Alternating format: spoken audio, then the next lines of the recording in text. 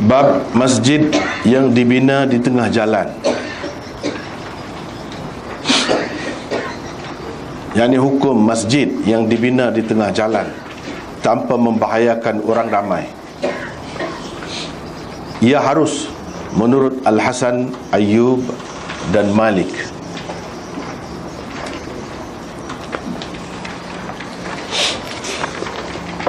Imam Bukhari dengan sanadnya meriwayatkan daripada Ibni Syihab, katanya Urwah bin Az-Zubair meriwayatkan kepadaku bahawa Aisyah isteri Nabi SAW bercerita, katanya, semenjak aku mengerti, aku tidak mendapati dua ibu bapaku kecuali mereka telah pun beragama Islam,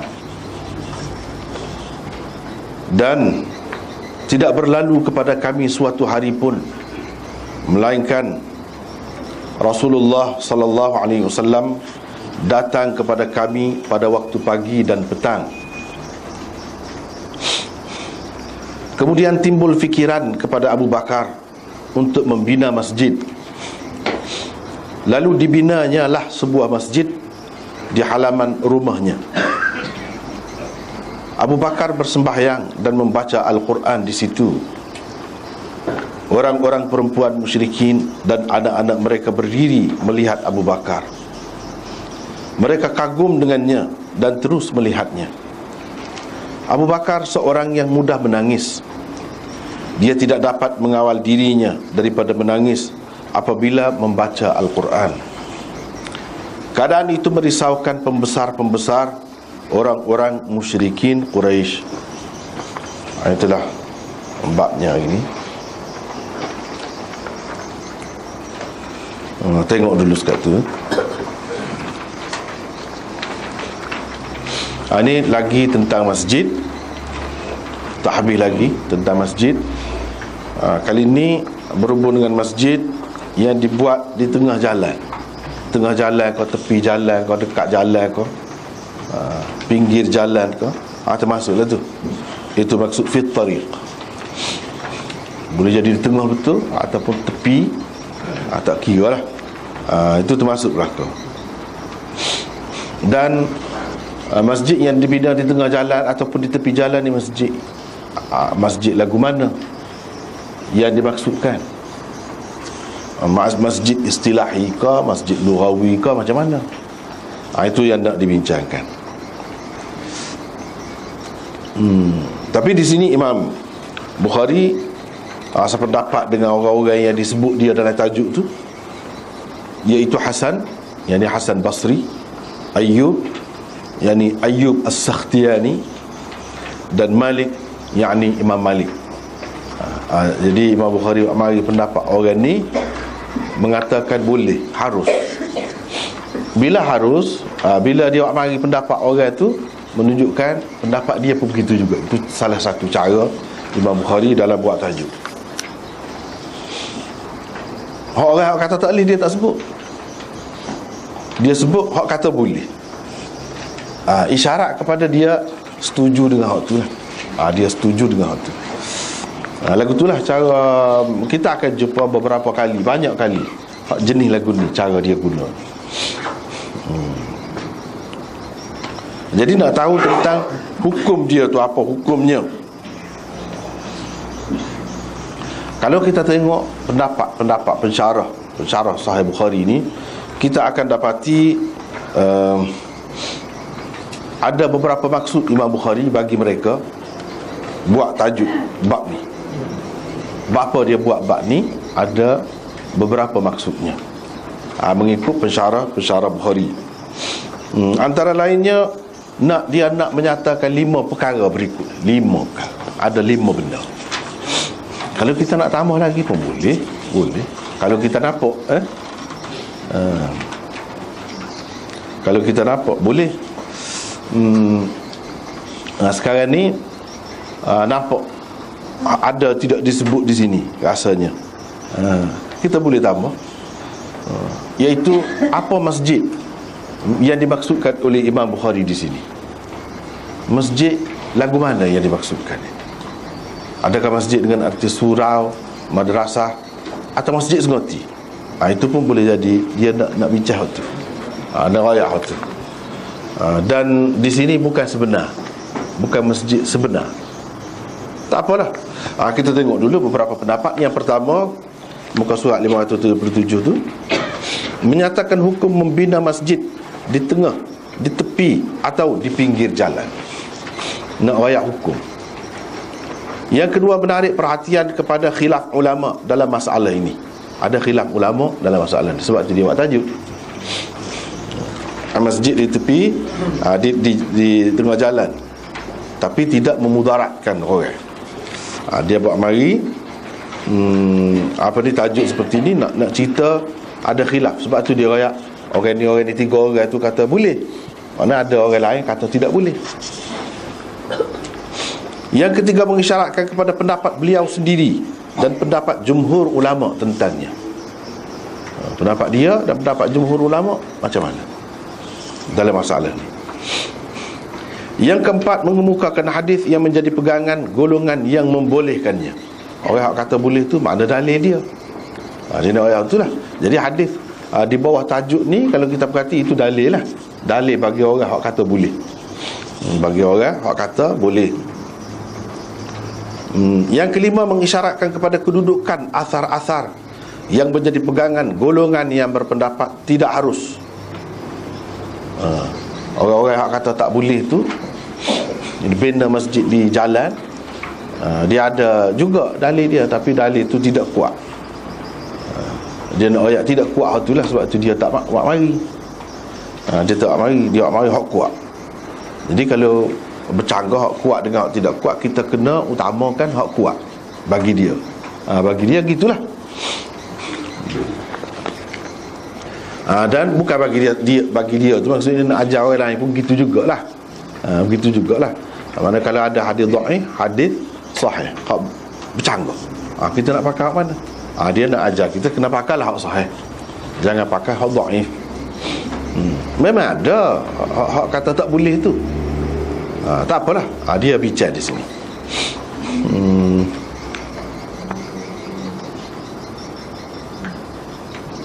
Kebanyakan ulama berpendapat harus membina masjid di atas jalan orang ramai dengan syarat ia tidak membahayakan dan mengganggu mereka. Rasanya tidak termasuk di sini ni. Nombor 5, sepatutnya nekar. Sepatutnya nekar. Nekar tu perkara yang kenanya kepada dia. Imam Bukhari nak cerita apabila ada di dalam hadis sebut perkataan masjid dibina di tengah jalan, di tepi jalan, walaupun tidak mengganggu, kita kena pastikan masjid tu dengan makna apa. Masjid sebenar ke? Yang ni masjid istilahi, masjid kita boleh iktikaf di situ, ada tahiyatul masjid dan sebagainya. Masjid tu ke atau tempat sembahyang. Masjid dengan makna tempat sembahyang, itu orang panggil masjid lughawi. Masjid dari segi bahasa saja, tempat sujud, tempat sembahyang. Supaya balasa, supaya surah, supaya madrasah dan sebagainya. Hak sebenarnya bukan masjid. Tak boleh kita nak iktikaf di situ, tak ada tahiyatul masjid dan sebagainya, tak ada. Jadi apabila kita jumpa dalam hadis Imam Bukhari nak ayat, kita kena perhati masjid lagu mana. Kena pastikan hak tu dulu. Kena pastikan hak tu dulu. Jadi hak Imam Bukhari kata boleh tu, masjid lagu mana? Adakah masjid sebenar atau masjid dengan arti tempat sembahyang sahaja? Tu perkara yang kenal lah, dia nak tarik perhatian kita di situ. Jadi kebanyakan ulama mengatakan tak apalah dengan syarat tidak membahayakan atau mengganggu mereka. Itu syaratnya. Hafiz Ibn Hajar mengemukakan pandangan Al-Maziri dalam masalah ini. Kata Al-Maziri, membina masjid di jalan milik sendiri harus dengan ijma' ulama. Kalau di tanah sendiri ada jalan, lepas tu kita buat masjid, tu semua kata tak apa, tanah kita nak masjid dalam tanah kita, walaupun atas jalan pun dalam tanah kita tu. Tu semua kata, ijma' ulama kata tak apa kalau nak masjid di tempat lagu tu. di atas milik orang ramai, di jalan milik orang lain, tidak harus di jalan orang lain ataupun dalam kawasan tanah orang lain, tidak harus, juga dengan ijma' ulama. Semua ulama sepakat mengatakan tak boleh nak jalan di tempat lagu tu. Di atas tanah milik orang ramai atau milik kerajaan yang diguna sebagai jalan pula harus dengan syarat tidak memudaratkan mereka. Kalau milik orang ramai, milik kerajaan, kosong apa, tapi jalan boleh nak buat, tapi dengan syarat. Dengan syarat tidak memudaratkan orang ramai, tidak mengganggu, menyusahkan orang ramai. Itu syaratnya.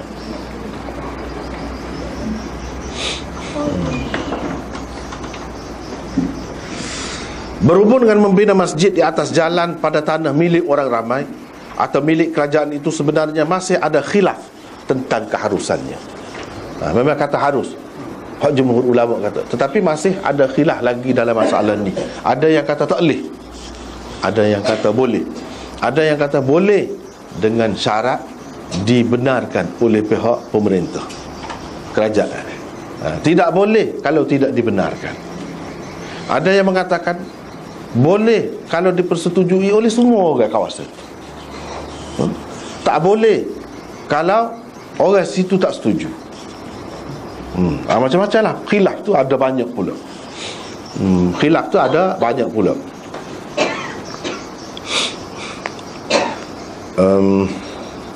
Bolehkah tanpa kebenaran pihak berkuasa atau tidak boleh? Ada khilaf. Semua dalam masalah menghidupkan tanah mati dah juga. Orang panggil tanah mati kan. Tanah tu kerajaan, tak ada milik siapa-siapa. Zaman dulu banyak berlaku lagu ni. Sekarang ni pun ada juga, tapi tak banyak mana. Sebab apa? Sebab Nabi SAW ada bersabda, man ahya ardan maitatan fahiya lahu. Siapa-siapa menghidupkan tanah mati, dia panggil, dia tanah tu menjadi haknya, miliknya. Imam Syafi'i dan ramai lagi ulama-ulama lain mengatakan boleh, memang jadi milik dia, tak payah minta kebenaran kerajaan pun. Tanah hutan kita kata zaman dulu kan, Lah ni ada juga, tapi tidak sebanyak zaman itu. Sebab orang pun tak berani nak pergi, tak segi jauh-jauh gitu semua kan. Jadi setengah-setengah tu pihak kerajaan memang suka pun dia nak suruh orang ni pergi rata duduk, tidak kata duduk setempat jadi penuh. Jadi dia bagi galakkan gitulah. Setengah-setengah tu memang kerajaan benar, siapa-siapa pergi boleh ke dia. Cuma dia kena buktikanlah dia telah usahakan tanah tu, menghidupkan tanah tu, dengan kita kata dia perata tanah, dia tanam, dia pagar dan sebagainya. Bahagian dia tu, kawasan dia, boleh ke dia. Itu maksud hadis. Tapi Imam Abu Hanifah dan ramai lagi ulama yang lain mengatakan tak boleh lagu tu. Dia kena dengan kebenaran kerajaan. Kalau kerajaan tak benar, mana-mana kawasan tak boleh. Kalau kerajaan benar, kerajaan kata gitu, jadi hak saat ni man ahya ardan maitatan fahiya lahu. Bagi mereka, Nabi SAW kata gitu sebagai ketua negara, bukan sebagai seorang tu biasa gitu mengajar mubalik. Sebagai ketua negara. Jadi ketua negara dia boleh, kerajaan dah lah tu. Jadi Nabi kata gitu, sesiapa yang buka tu menghidupkan tanah mati, boleh ke dia. Tu kerajaan dah tu kata, pihak pemerintah tu. Jadi bila ada kebenaran pemerintah, boleh lah. Sekarang ni pun gitu juga. Kerajaan kata kawasan ni nak dibuka, siapa-siapa pergi teroka, boleh ke dia, misalnya. Itu kebenaran kerajaan. Itu orang panggil lagu tu. Kalau tak ada langsung, itu tak ada kebenaran. Tak ada langsung. Jadi Imam Abu Hanifah kata tak boleh, kena dengan kebenaran kerajaan. Hadis tadi, dia kata hadis tadi Nabi kecek tu sebagai seorang pemimpin, ketua negara, bukan sebagai seorang biasa. Bukan sebagai seorang biasa. Tapi Imam Syafi'i dan ramai lagi orang lain mengatakan tak. Hak Nabi kata gitu tu, Nabi kata dari segi agama, dari segi hukum, bukan sebagai ketua negara, bukan sebagai pemerintah. Sebenarnya kalau kita perhatikan, kedua-dua pendapat tu ada lebih dia, dan ada juga sudut kurang dia. Sudut lebihnya lagu mana kalau tanpa kebenaran kerajaan? Tanpa kebenaran kerajaan. Kalau tempat tu memang orang tak pergilah, payahlah. Nak menanam, nak gapo pun. Tanah tu kita kata tanah. Orang tak usah tanah tandus kau, kita kata tanah gersang kau. Tak ada orang nak pergi. Jadi tak ada tawaran apa-apa. Tapi kalau kita pergi situ, bermakna kita yang mula-mula menghidupkan tanah. Kita kena usaha kuat lah. Kena curahkan banyak tenaga lah. Kita kata pergi situ. Jadi dengan kita pergi, orang lain pun pergi. Jadi hak tu boleh. Dari satu segi, dalam keadaan itulah tanah ni luas sangat, kosong, duduk terbiar saja. Daripada terbiar saja, jadi kalau orang sanggup pergi, kalaulah kerajaan kata pergi lah, dia akan kata pula tanah lagu tu nak beri, boleh tak? Jadi dia tak kata gapo. Jadi kalau orang pergi, Allah bermolek. Jadi makmur kawasan tu. Jadi tidaklah penduduk ni duduk tertumpu pada satu tempat. Dia jadi bersesak-sesak rumah tu. Jadi kalau pergi sana molek dari satu segi. Tapi dalam keadaan tanah sikit, tanah sudah terhad dan orang boleh pergi dengan mudah. Banyak kemudahan. Kalau buat lagu tu berat juga tu. Jadi terutamanya orang-orang hak banyak piti, ada dengan kereta gala, kereta sodok, gapo semua tu kan ada. Metah je pergi kaya-kaya. Jadi boleh ke dia dalam masa sementara. Tak boleh. Jadi hak semoleknya kita pakai hak tu.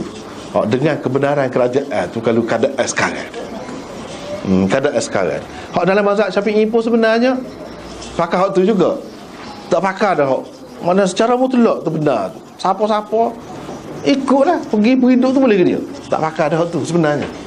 Dia pakai hak mazhab Hanafi. Sebab apa? Hak tu lebih terkawal. Sebenarnya sekarang ni bukan masalah kawasan tanah saja, kawasan laut, kawasan udara, macam-macam lagi hukum tu. Jadi kalau semena-mena dibuka peluang kepada orang, dia boleh jadi siapa ke peringkat tu dikuasai oleh dia. Jadi sedangkan ini merugikan masyarakat, hanya untuk satu golongan, segelintir orang saja. Sedangkan kalau kerajaan pegang ke dia, jadi boleh faedah untuk orang ramai.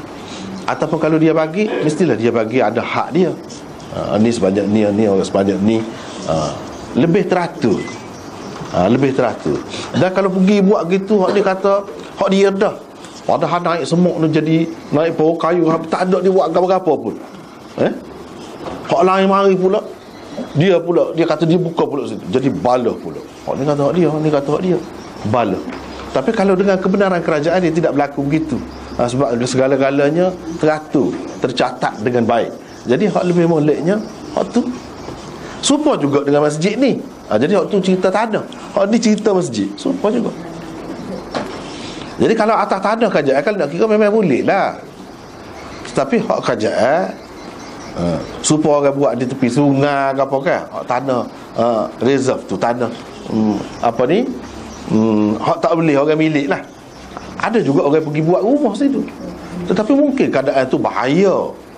Kalau banjir, kalau gapo, kau rutuh rumah dia. Tapi orang kadang-kadang dalam keadaan susah, dia buat juga.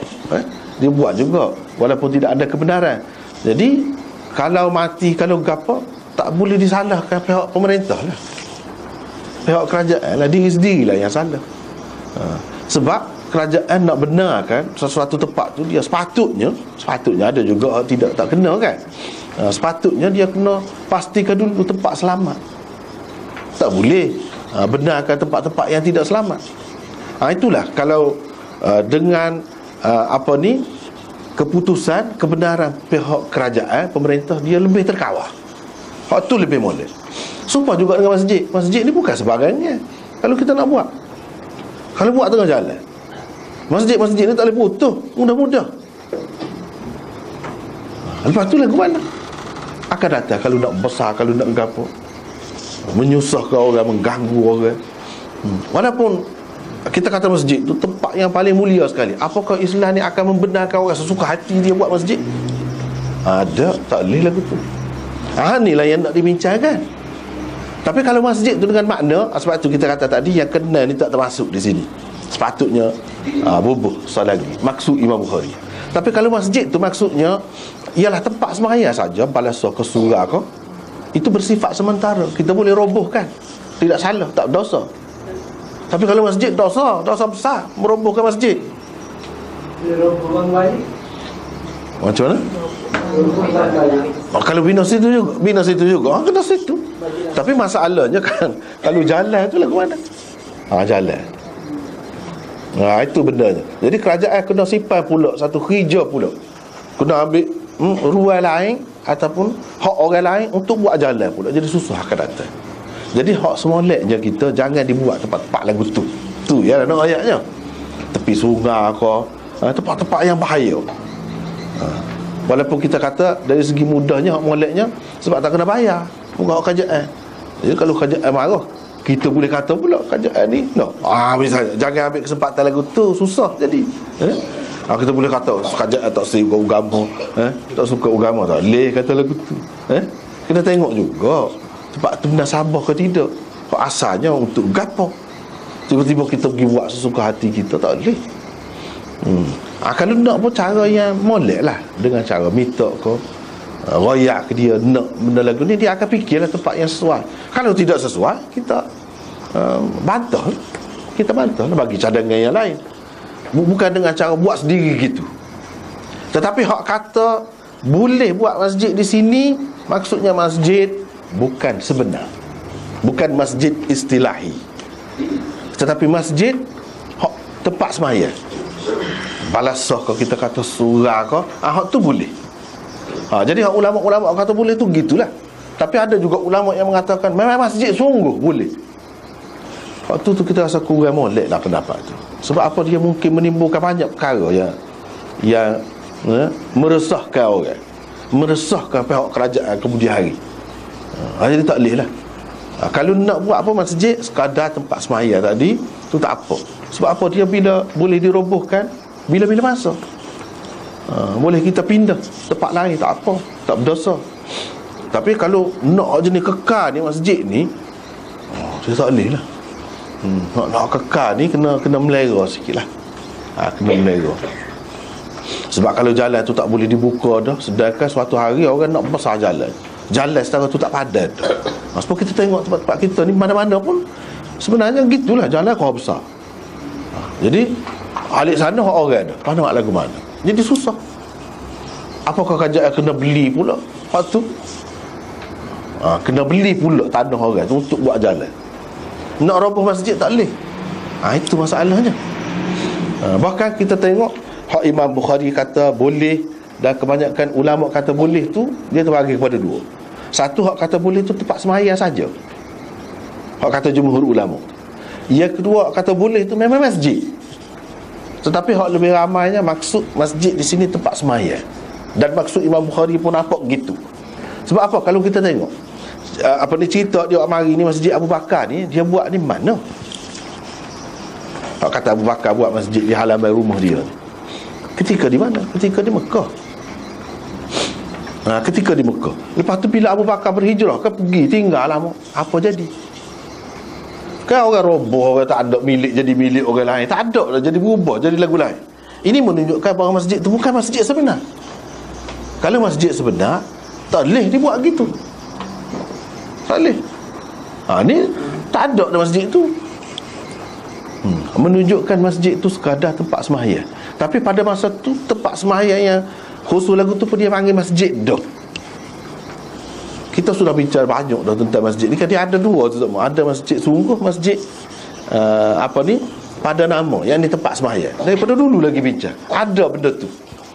Jadi di sini pun hak maksud Masjid Abu Bakar ni masjid hak lagu tu, bukan masjid sebenar yang tidak boleh diubah, tidak boleh dipindah. Apalagi hukum masjid tu dia berkembang. Pada masa tu banyak lagi kelonggarannya. Tidak ada ketetapan. Sebab yang memerintah bukan orang Islam pun di Mekah tu.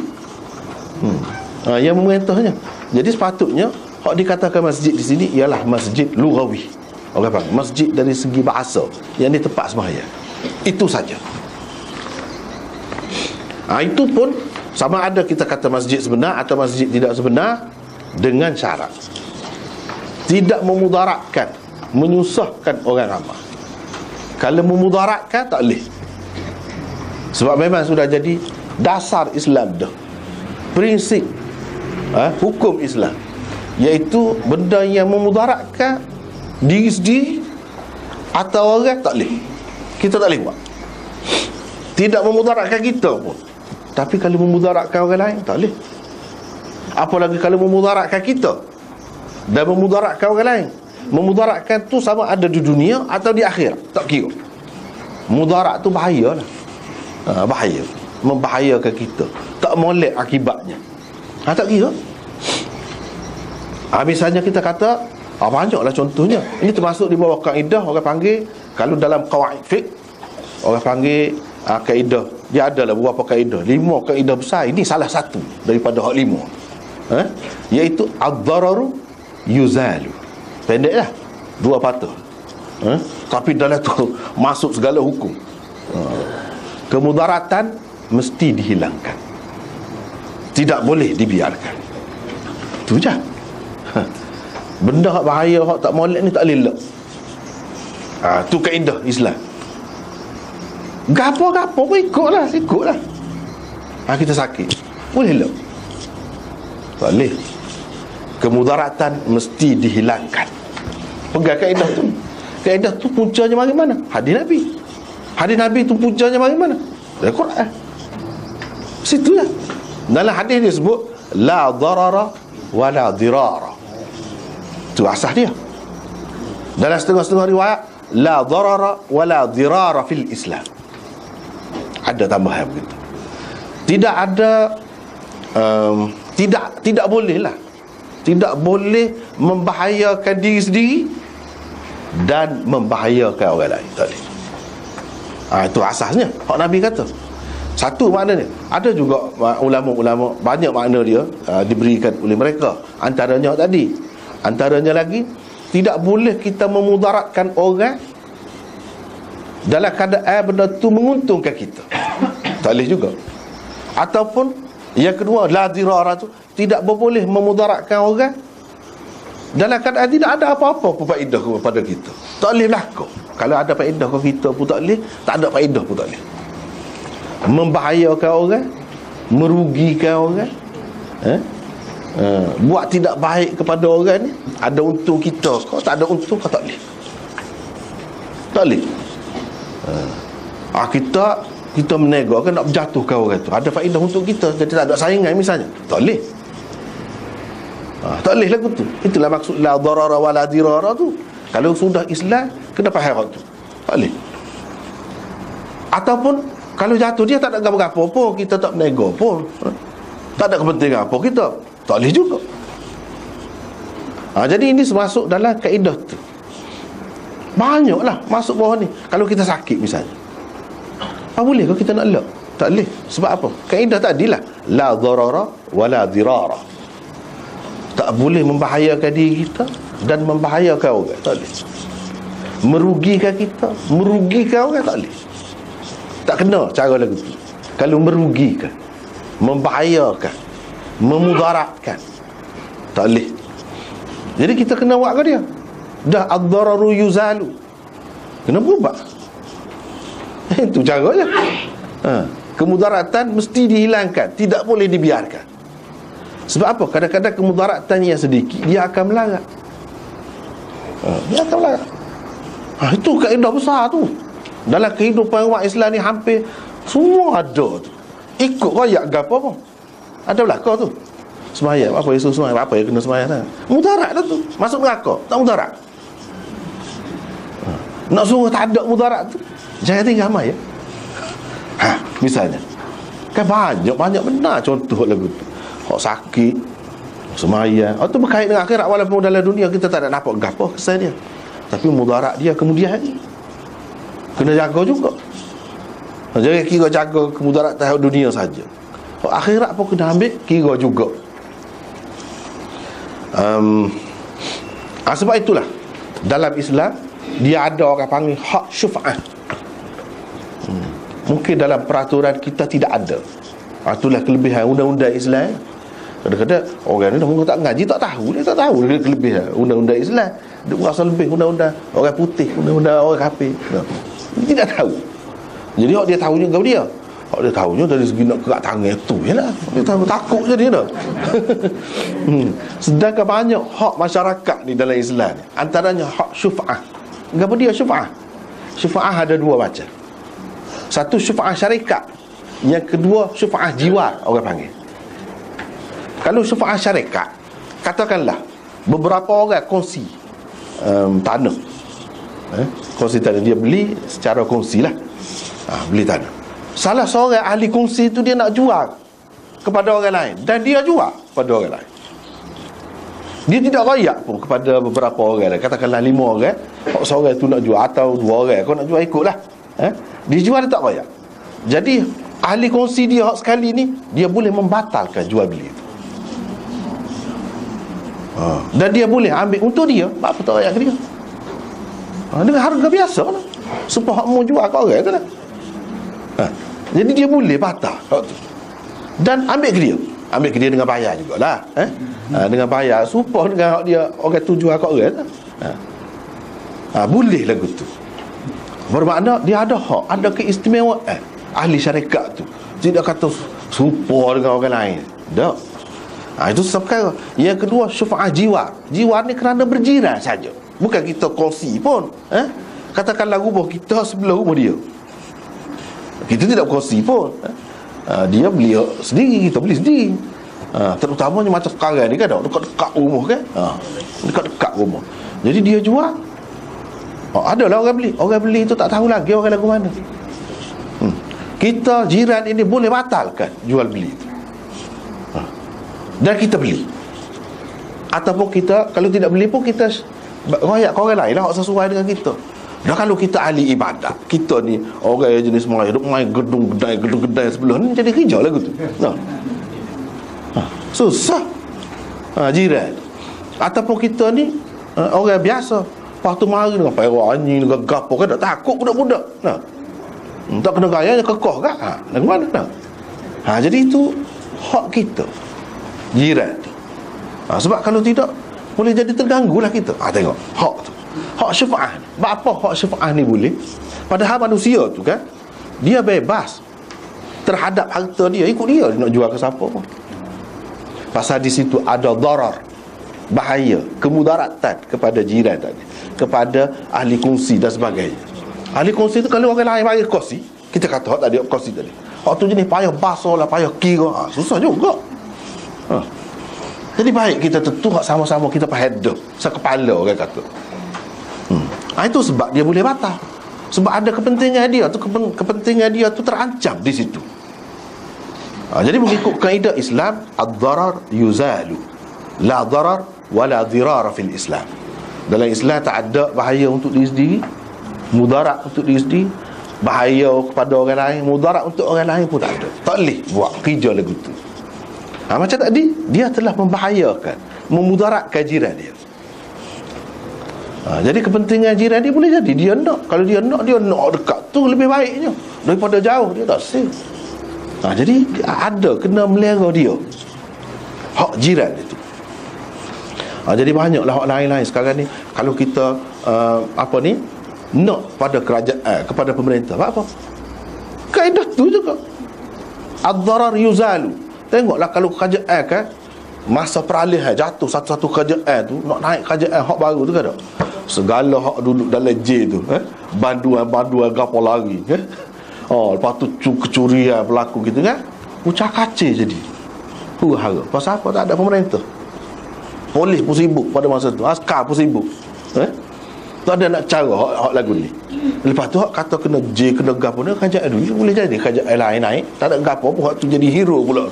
Bahkan jadi apa nak salah macam-macam tindakan boleh berlaku. Jadi dengan ada kerajaan, bila ada kerajaan, dia kawal, dia ada mahkamah, dia ada polis, dia ada gapo, dia boleh jaga keselamatan. Jadi kalau tak ada kerajaan kan, mudarat, ad-darar yuzalu. Kaedah tu juga. Pergilah ke mana? Pergi ke mana? Walaupun semaya apa kita kata. Semaya tu kalau tak semaya mudarat tu. Kalau dalam dunia walaupun kita tak berasa pun, tak nampak pun, akhirat tentu dah mudarat. Jadi kalau mudarat tu tak kira dunia akhirat, kena jaga, kena lari, kena hindarkan. Tu bendanya. Jadi mudarat ni besar lah. Jadi cerita di sini hak kata sebab apa tu buat masjid tu boleh kalau tidak memudaratkan. Tu kaedah besar. Semua perkara masuk dalam kaedah tu. Kalau kita pinjam barang orang pun kita kena ganti. Kalau tidak ganti hak seumpama tu, kalau jai kita kata hilang kau gapo kau kita pinjam, kena ganti jai jenama tu lah. Kalau tidak pun rega dia, bagi rega dia. Kalau tidak darar lah tu. Bahaya, mudarat kepada orang tu. Dah lah boleh pinjam, kita nak baik, lepas tu dia pun tak bayar, tak acak, tak buat agam satu, kita yang rugi menanggung. Jadi kena adalah timbang rasa, fikir kebaikan orang buat tu. Jadi kalau pinjam kena bayar, kalau rosak kena bayar, kena ganti. Begitu caranya. Sebab apa? Sebab itu darar, mudarat kepada dia. Kalau dia, walaupun ada kemungkinan kalau dia guna sendiri pun boleh jadi juga hilang, rosak, boleh jadi. Tapi boleh jadi saja, tak pasti. Hak ni tertunda pergi ni, hilang motor dia. Curi, curi kau orang. Jadi pinjam. Jadi kena jaga benda tu semua tu. Kecuali kalau tuan dia kata tak payahlah, tak apalah. Gapo-gapo kalau dengan persetujuan tak apa selalu. Hak tak boleh ni kalau mengikut hak asal. Hak asalnya kalau selagi dia tidak benar, dia tak suka, tak boleh. Itulah. Dan banyak lagi lah contoh-contoh yang lain. Hak ni termasuk salah satunya. Apa yang kata dengan syarat tidak memudaratkan. Kalau memudaratkan, masjid sebenar kau lagilah tak boleh. Moga dia payah nak itu. Tak boleh nak roboh tak tu kali. Kalau masjid tidak sebenar pun tak boleh. Tempat semaya pun tak boleh. Kita kata kita nak tempat semaya kan boleh? Tak boleh. Dia kena ada peraturan. Tempat semaya, tempat ibadat pun tak boleh ikut serah gitu.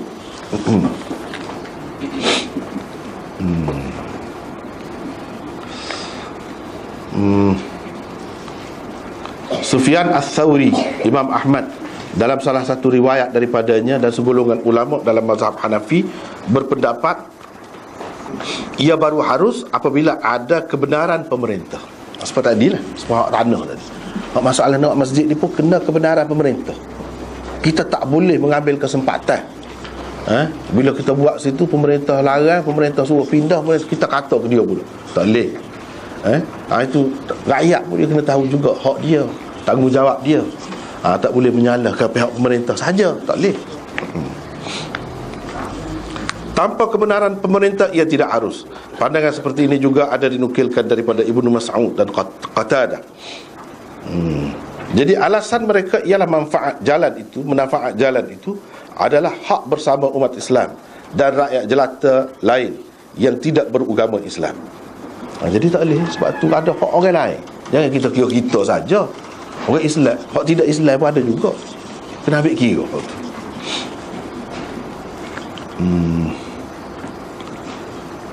Walaupun berkait dengan agama tak boleh lagu tu. Kedudukannya samalah dengan pembahagian harta milik bersama orang-orang Islam, seperti dalam pembahagian tanah mati dan lain-lain. Campur tangan pihak berkuasa dan keizinannya adalah sesuatu yang perlu dalam menangani kes-kes seperti ini.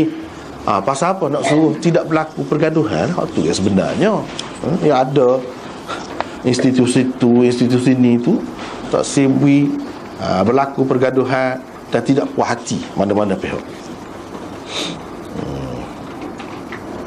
Al-Hasan, Ayyub, Abu Hanifah, Malik, Syafi'i, Ahmad dalam salah satu riwayat daripadanya dan lain-lain tokoh pula berpendapat harus, dia kata boleh, kerana pembinaan masjid di atas bahagian jalan yang luas tidak akan memudaratkan orang-orang yang lalu lintas di situ. Dengan syarat luas lah jalan tu tak ada hak, kita kata kalau buat sini sana boleh lalu lagi, dengan syarat lagu tu.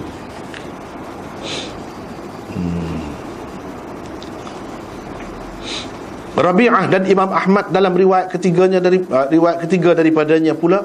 Jadi Imam Ahmad ni ada beberapa pendapat dia.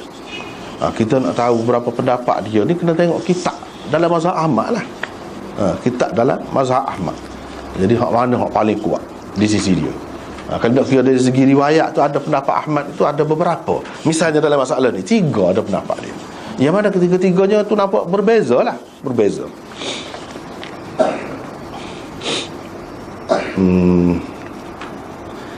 Apa ni berpendapat tidak harus sama sekali membina masjid di atas jalan umum. Kalau kata jalan umum tak boleh.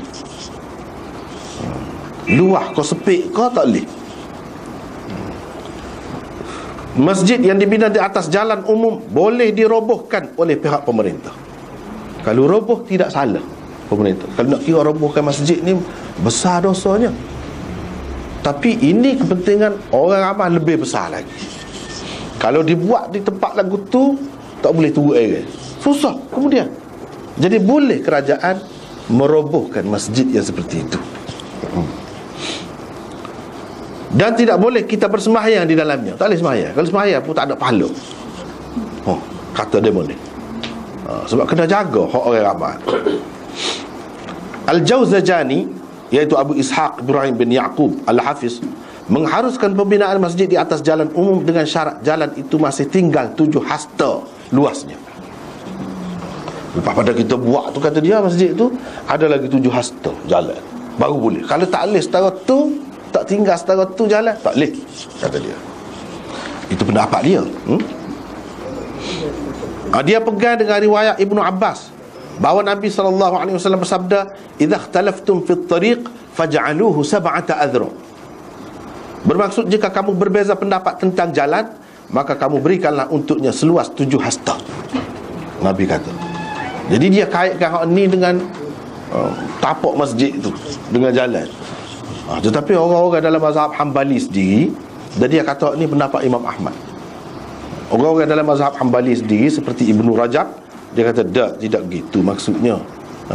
Imam Ahmad tidak maksud begitu. Hak ni masalah ni, kalau orang nak tanah syarikat ataupun tanah banyak-banyak nak pecah lek, lepas tu nak buat jalan, jalan tu sekurang-kurangnya kena 7 hasta. Itu maksudnya. Bukan buat masjid tinggal 7 hasta. Tidak kena-mengena dengan masjid. Ni waktu tu berkenaan dengan tanah kongsi ke ataupun nak buat jalan ke, sekurang-kurangnya 7 hasta. Itu maksud dia. Bukan kata kita mana-mana jalan kita pergi buat, tak apalah masjid, asalkan tinggal 7 hasta. Tidaklah begitu maksudnya. Tak ada orang-orang dalam mazhab tu kata gitu. Tapi Al-Jawzajani orang besar juga, ni orang hebat juga. Tapi dia ada kata gitu, ni salah faham lah. Salah faham boleh berlaku. Dia kata makna hadis ini menurut Imam Ahmad dan tokoh-tokoh dalam mazhabnya ialah jika kamu hendak membuat jalan di atas tanah mati atau tanah yang dimiliki, gitu maksudnya. Di sisi mereka ia tidak berarti harus membuat binaan di atas jalan yang luas sehingga tinggal 7 hasta. Sebab kata tadi lah, bukan gitu maksudnya. Jadi Imam Bukhari dan jumhur ulama berpendapat boleh. Tetapi boleh tu ada perincian. Sebab kata tadi lah, masjid mana. Jadi hak kata jumhur ulama tu ramai apa? Sebenarnya hak ramai tu dia terbagi kepada 2 lagi. Satunya mengatakan hak boleh tu masjid dengan makna tempat sembahyang saja. Satu lagi mengatakan masjid tu dengan makna masjid sungguh. Tentu sekali hak lebih ramainya maksud dia iaitu tempat sembahyang. Dan kalau kita mengambil kira hadis Abu Bakar ni tempat sembahyang, bukan masjid sungguh. Bukan masjid sungguh. Lebih sesuai hak tu, pergi ke situ. Bukan kata masjid hak sebenarnya.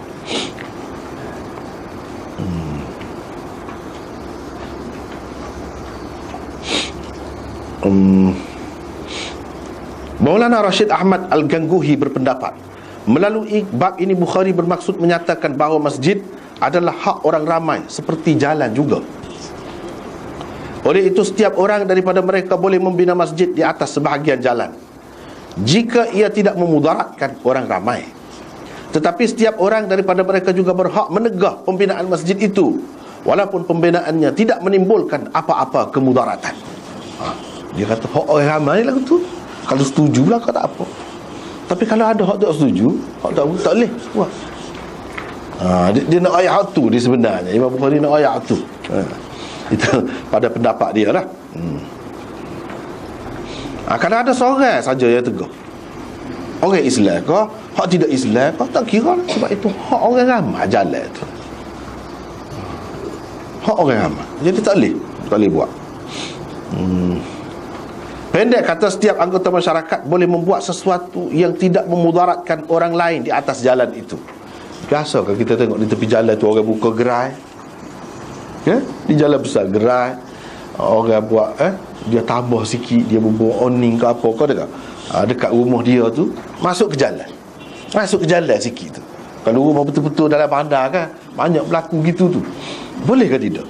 Tu nak ayat hukum ni lah. Hukum ni boleh kalau tidak memudaratkan. Kalau tidak mengganggu boleh, tapi kalau mengganggu tak boleh.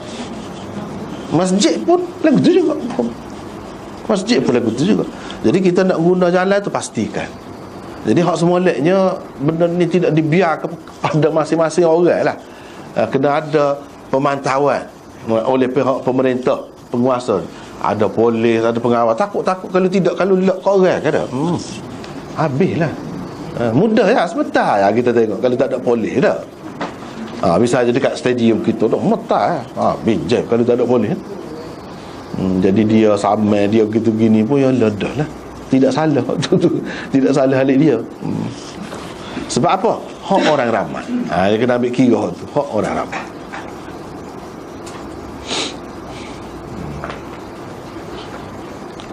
Sama ada ia berfaedah untuk diri sendiri semata-mata atau ada juga faedahnya untuk orang lain. Sebagaimana setiap anggota masyarakat mempunyai hak untuk membuat sesuatu di atas jalan umum, setiap orang daripada mereka juga berhak menegur. Jadi kalau ada tegah ada tak setuju, tak boleh buat. Tak boleh buat. Begitu keadaannya. Jadi ini hak masyarakat. Jalan Islam ni dia ambil kira hak sendiri, hak masyarakat. Lepas tu benda tu mana kuat hak sendiri dengan hak masyarakat. Jadi dia Islam ni bukan hak tengah kan, nak kata serupa dengan apa ni, puak-puak liberal sangat. Tak juga. Jadi serupa dengan komunis, dengan sosialis, jadi hak milik kerajaan belakang pun tak juga. Jadi tengok benda tu. Jadi dalam Islam ni dia bukan masalah harta saja. Benda-benda lain pun dia ambil kira juga. Hak ni lebih hak siapa? Hak orang perseorangan ke hak masyarakat? Sebab itulah ada khilaf dalam masalah menggugurkan anak misalnya kan. Masalah menggugurkan anak. Ada yang kata tak boleh. Walaupun setuju, suami isteri tu setuju, tak boleh. Walaupun tidak ada apa-apa mudarat. Baik untuk dia, dia kata. Katakanlah dia kata baik untuk dia. Seperti Ibnu Hazm dan ramai lagi orang lain mengatakan tak boleh. Sebab apa? Hak masyarakat lebih lagi daripada hak ibu bapa terhadap anak itu. Cuma anak tu melalui dia saja, dia jadi sebab. Sebab apa? Kalau kita tengok pun dari segi logiknya kan, seseorang anak ni memang jadi ibu bapa dia, hak ibu bapa dia lah kita kata, semasa dia kecil ya. Dan dia besar, dia jadi gapo-gapo faedah dia tu untuk ibu bapa dia saja.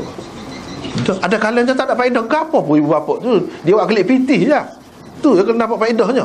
Kerja dia tu tak ada faedah untuk ibu bapa dia. Dan muka dia duduk JPJ kau kita kata dah. Ikutlah gapo-gapo. Jadi lebih ramah siapa dia ambil manfaat? Masyarakat, bahkan manusia seluruhnya. Dengan buah fikiran dia tu, pendapat dia. Ibu bapa mati. Orang ramai masyarakat tu, masyarakat Islam kita kata. Hak tu lebih, hak dia tu lebih lagi. Sebab dia tak putus. Itu alasan dia. Dengan sebab tu kok mana-mana pun tak boleh, kata dia. Kecuali, adalah kecuali kalau sudah pasti dah anak tu memang cacat, memang tidak molek, itu alasan-alasan yang munasabah. Tapi kalau alasan kerana jadi tak berapa cukup makan lah, tak mewah lah makan, tak boleh, tu lagu tu bos taruh tu. Tapi setengah-setengah ulama kata tak boleh. Sebab apa? Dia kira hak ibu bapa tu lebih daripada hak masyarakat. Jadi situ beza tu. Beza pandangan hak mana lebih? Hak masyarakat ke hak individu? Dia ambil kira dalam Islam. Jadi hak ni dikira hak masyarakat tu lebih. Kalau seorang pun tu tak setuju, tak boleh dah. Jadi kena ambil kira benda tu. Apabila kita buat peraturan, kita nak bagi kebenaran pihak kerajaan tu, kena tanya betul-betul setuju belaka ke tidak. Kalau seorang tak setuju, kalau mengikut ni lah, dapat ni kan, tak boleh. Tak boleh. Buat. Jadi hak semoleknya begitulah. Hak semoleknya.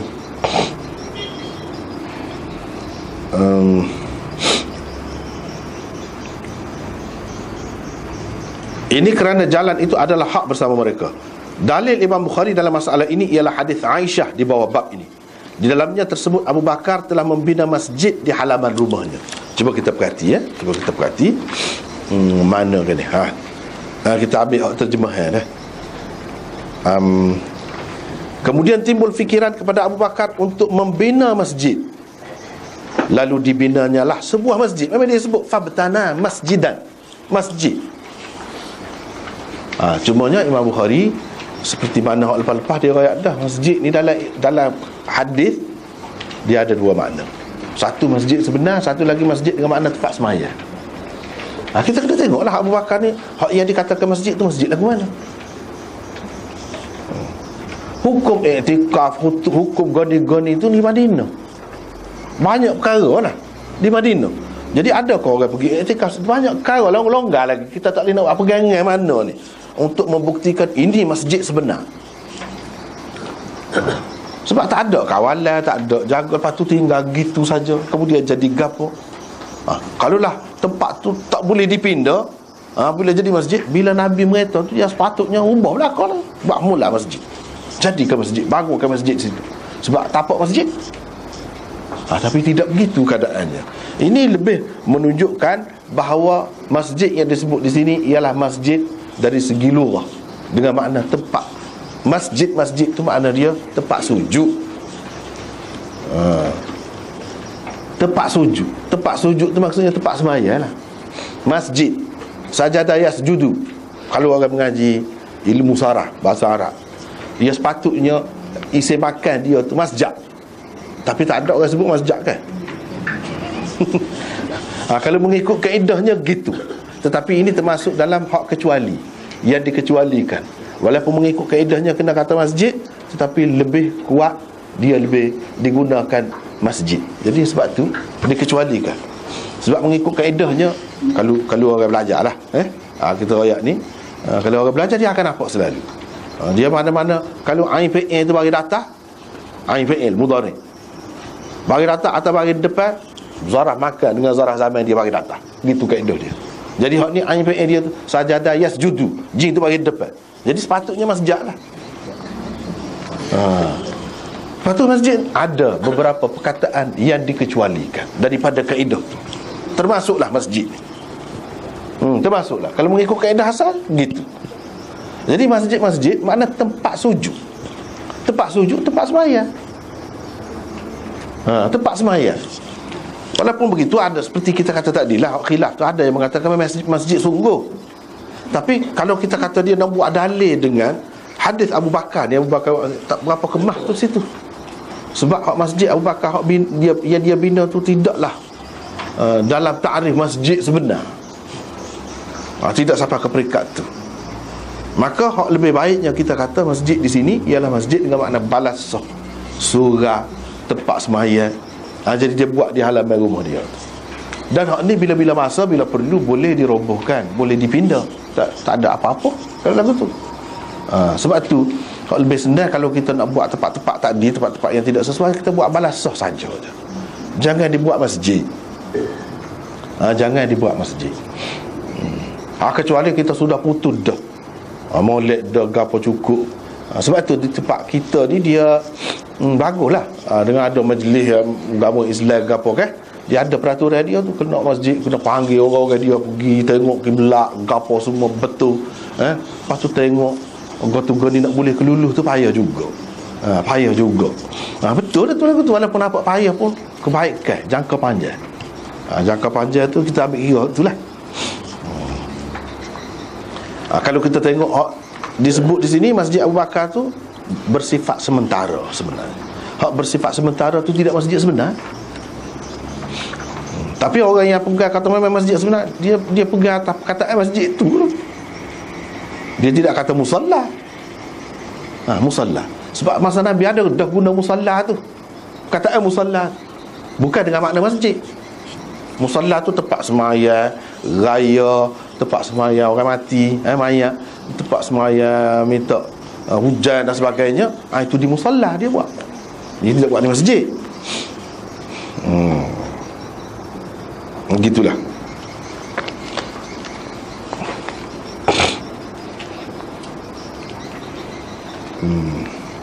Sebahagian daripada halaman rumahnya merupakan jalan orang ramai. Rasulullah SAW mengetahui semua itu kerana baginda tiap-tiap hari pergi ke rumah Abu Bakar, menurut hadis Aisyah itu. Ya, ada Aisyah kata tak ada satu hari pun Nabi tak pergi ke rumah dia. Adalah pergi pagi petang. Pergi. Jadi pergi tu dia tahulah Abu Bakar buat. Kalaulah tak boleh buat atas jalan, tentu Nabi tegur dah. Ni tak ada teguran. Bila tak ada menunjukkan boleh. Sebab Nabi tak akan biarkan dalam keadaan haram duk buat tu tak boleh, haram. Dia tak akan biarkan.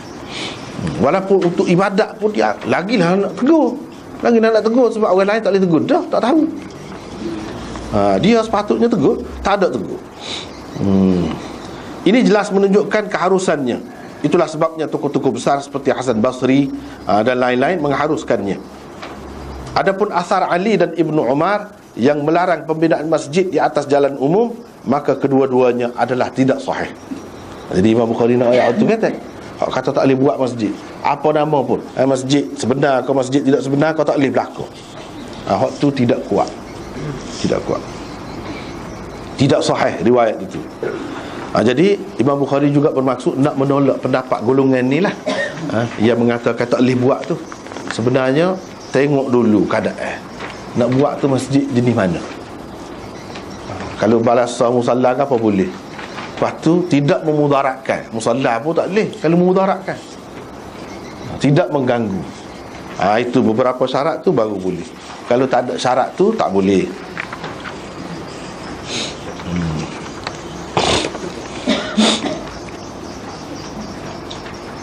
Tak apalah. Jadi hadis 456 ni, hadis Abu Bakar buat masjid ni, Imam Bukhari ulang sebut, orang panggil sebut atrafnya. Dalam istilah dia panggil atrafnya pada 8 tempat lain selain di sini. Mana sekali tengok ni 9 tempat Imam Bukhari sebut hadis ni.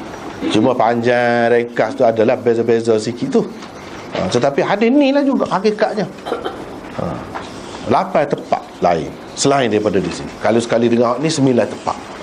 Itulah sebab dalam Bukhari ni kalau nak kira yang jadi banyak tu dia bulan sebenarnya. Bulan tu sebab ada maksud dia sendirilah. Seperti kita maklum, tajuk-tajuk yang dia buat tu dia simpulkan, dia faham, dia cuba tarik kesimpulan daripada hadis. Jika daripada hadis tu boleh kita tarik sebanyak mungkin kesimpulan ataupun pengajaran, itu lagi baik. Dia nak ajar tu kita sebenarnya. Sebab itu maksud Imam Bukhari. Dia tak apa bulan pun, tapi bulan dengan maksud yang berbeza. Bulan dengan maksud tu lah tak ada dalam Bukhari. Dia janji tu tidak akan ada. Kalau maksud tu lah, kalau lafaz sama apa, maksud lain tak apa. Kalau lafaz sama, maksud pun sama, tak ada. Kalau makna sama, lafaz lain mungkin ada, tapi kebanyakannya tak ada. Dia tidak ulang. Hak ulang tu ulang hadis. Maksud tidak ulang. Maksud dia tidak ulang. Dia nak ayat benda lain-lain, Dia nak ayat benda yang berbeza. Misalnya di bawah babun idza ishtara mata'an aw dabbatan, dan seterusnya, itulah beberapa bab yang disebutkan itu. Di bawah tajuk tu kita boleh tengoklah hadis ni. Boleh tengok hadis. Tak apalah. Antara hak terpanjangnya, hak paling panjang, Bukhari mengemukakannya di bawah bab hijratin Nabi sallallahu alaihi wasallam wa ashabihi. Ini paling panjang. Hadis ni hak paling lengkap, paling panjang. Di situ kita boleh nampaklah banyak hak tidak ada di sini. Itu pentingnya kita tahu mana lagi sebut hadis ni. Itu pentingnya kita tahu. Sebab kita nak letak belakang depan tu dan nak tengok mana paling lengkap. Perlu buat apa ni, gitu hadis ni. Seterusnya, antara pengajaran, panduan dan hukum yang dapat diambil dari hadis ini ialah panduannya. Yang pertama, keharusan membina masjid di atas jalan orang ramai dengan syarat ia tidak membahayakan atau mengganggu mereka. Cuma beza pendapatnya tentang masjid tadilah, sama ada masjid istilahi atau masjid lughawi. Kita mengatakan lebih ramainya kata masjid lughawi di sini.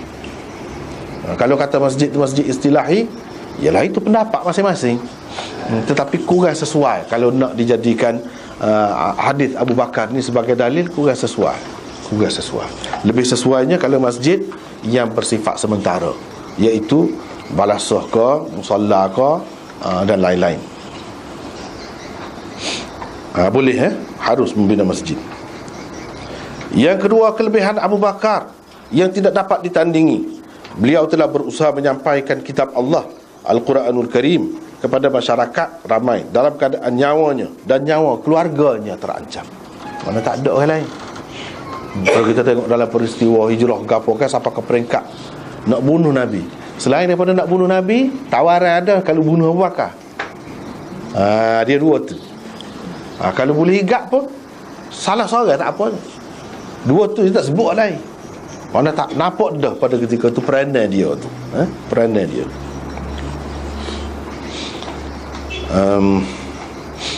Sebab itulah Nabi SAW pergi sama-sama ke rumah dia. Sebab nak bincang, nak kecek, nak apa dia tu boleh. Hak lain tidak gitu, tidak serapat tu lah. Dan kalau kita tengok dalam sejarah pun, kenyataan membuktikan bahawa selepas Nabi wafat, yang menjadi penggantinya memang Abu Bakar. Memang betul dah lah. Memang sesuatu.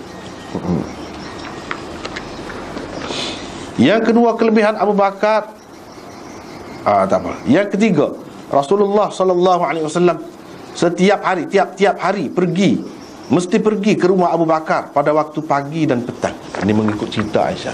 Pergi semua, tak miss. Pergi semua. Jadi keadaan ni nampak rapat tu, nampak sangat rapat. Dan kedudukan Abu Bakar tu sangat penting di sisi Nabi SAW. Dan dalam perjuangan, dalam buat kerja ni, seseorangnya perlu ada sahabat hak lagu ni, baru berjaya. Kalau tidak payah juga. Dia kena ada beberapa syarat nak berjaya sesuatu pekerjaan tu, pekerjaan besar. Antaranya sahabat yang setia seperti inilah, yang bijaksana. Yang keempat, Aisyah lahir dalam keluarga Muslim dan dibesarkan oleh kedua ibu bapanya yang Muslim.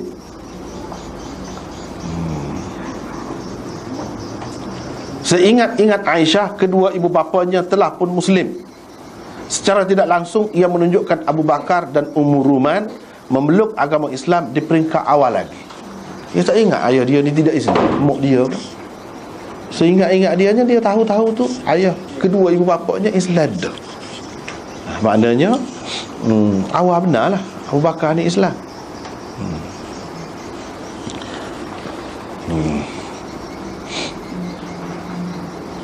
Yang kelima, ketika peristiwa ini berlaku, Aisyah sudah cukup cerdik dan beliau sudah memahami segala apa yang berlaku di sekelilingnya. Riwayat ini merupakan hasil pemerhatian dan pengalaman beliau sendiri. Ia bukan termasuk dalam mursal sahabi. Bukan termasuk dalam mursal sahabi. Bukan Aisyah royak ni dia dengar ayah dia royak. Dia tak ada pun lagi masa tu. Kalau mengikut riwayat, kebanyakan orang duduk terima ni lah, Aisyah ni menikah dengan Nabi umur 6 tahun, duduk sekali dengan Nabi umur 9 tahun. Maknanya peristiwa ni dia tak ada. Ni tak ada. Ni Abu Bukhari. Tapi sini tidak jelas lagi. Kalau kita tengok dalam bab hijrah tu panjang, jelas benar. Memang dia duduk ada, dia duduk siap makan gapo. Takkan kita kata cerita dia dengar cerita kan. Lepas tu dia kata dia duduk siap makan tu apa je. Kalau kita kata orang-orang kata umur 6 tahun tu, dia kata selepas kenabian tahun yang kelima Aisyah ni lahir. Bermakna dia nak boleh ingat ibu bapa dia tu ketika tahun yang 5 tahun selepas tu. Kita kata gini, kita fikir kita ketika umur kita 5 tahun, kita ingat berapa benda, berapa kan. Tak boleh nak ayat tu. Tanya jawab sendiri. 7 tahun boleh kita raya ada berapa? Tak pasti juga tu. Berapa tak? Berapa tahun? Bermakna kalau kita kata dia ingat ni umur 8 tahun, bermakna pada ketika dekat nak hijrah benar ada Nabi SAW tu, barulah dia benar sabar dia ingat ni cerita ni. Pas cerita ni berlaku bila? Pada tahun yang kelima kenabian. Maknanya dia baru beranak. Ataupun kalau kita kata, sebab Abu Bakar di dalam cerita hak panjang tu, dia nak berhijrah pergi ke Habsyah. Cerita tu nak berhijrah pergi ke Habsyah tu tahun yang keempat atau yang kelima kenabian. Bukan yang keempat yang kelima hijrah, tak. Yang keempat atau kelima kenabian. Kalau kita kata dia lahir 5 tahun selepas kenabian, maknanya dia tak ada lagi cerita dia duduk royak, dia duduk siap makanan ke apa. Ada kena sabar, tak. Sebab itulah kita kata lebih tepat pendapat orang yang mengatakan Aisyah menikah dengan Nabi ni bersada. Orang kata 6 tahun 9 tahun itu satu kekeliruan. Satu kekeliruan. Ni dalam Bukhari sendiri juga kayak ni. Jadi kalau kita nak terima hak tu dalam Bukhari, kena tolak hak ni. Gitulah jadinya. Hak lebih sesuainya hak ni. Dia banyak perkara cerita Aisyah ni kalau nak cerita, sebab musuh banyak kan. Jadi kita kena beringat lah cerita-cerita berkenaan dia tu, kita kena beringat. Jangan mudah-mudah telan. Jangan mudah-mudah telan. Kadang-kadang tu masuk dalam kitab yang besar-besar lah. Jadi orang ramai ni kat rebah, terduduk situ, tak berani lah. Tak berani. Sebab apa? Ni nak tepuh Bukhari, nak tepuh gitu gini. Padahal dia tidak faham. Dalam Bukhari sendiri yang royak sebaliknya tu, misalnya hak ni, dia ingat molek. Ingat molek tu makna awal benar lah. Hak sepatutnya 5 tahun sebelum Nabi tu jadi Nabi, dia itu masa lahir dia. 5 tahun sebelum Nabi tu jadi Nabi. Gitu sepatutnya. Barulah sesuai. Kalau tidak, kalau tahun yang kelima dia duk royak ingat dia baru lahir. Tak siapa ke budak baru lahir umur 5 tahun, 6 tahun pun tak ingat lagi. Lepas tu dalam cerita Fajar tu dia duk siap makanan dia nak Nabi nak hijrah dengan kakak dia Asma. Mana orang ni saja banyak lagi dalil hak lain dalam Bukhari yang menunjukkan tidak, bukan dia lahir pada tahun yang kelima kenabian, bukan, 5 tahun sebelum kenabian. Itu baru betul. 5 tahun sebelum kenabian. Bermakna dia menikah tu dengan Nabi tu akad lah, akad saja. Ketika umur 16 tahun. Duduk sekali dengan Nabi setelah pergi di Madinah 19 tahun. Nak sabar 19 tahun. Nak sabar. Jadi keliru ni 9 dengan 9 jatuh so satu tu dah. 9 dengan 9 tu 9 dengan 9. Ni 16 19. Hak benar sabarnya hak tu. Kalau kita tengok dalil banyak lagi. Jadi rasanya kita tidak perlu ulang dah tu, sebab bicara panjang dah. Kalau siapa-siapa nak tengok ada CD ni kan, tanya juru kamera tu, tanya ni nak hak ni, bicara tentang hak ni panjang dah, kita sudah bicara. Dah tak siapa tepat dia molek lagi. Kalau siapa tepat dia molek, kita bicara panjang juga insya-Allah. Cuma sini secara ringkas. Aku mana-mana pun kalau kita perhati di sini, ketika peristiwa ini berlaku, Aisyah sudah cukup cerdik. Dia boleh buat kerja benda-benda gitu. Boleh susuk, boleh simpan rahsia, boleh apa, faham molek. Dah tahu Nabi pergi pagi petang. Macam mana dia nak boleh royak kalau sekiranya dia ni baru lahir? Tak boleh gidah tu. Kalau kita nak kata mu keramat, tidak lagu tu. Biar jelas royak kerana keramat. No.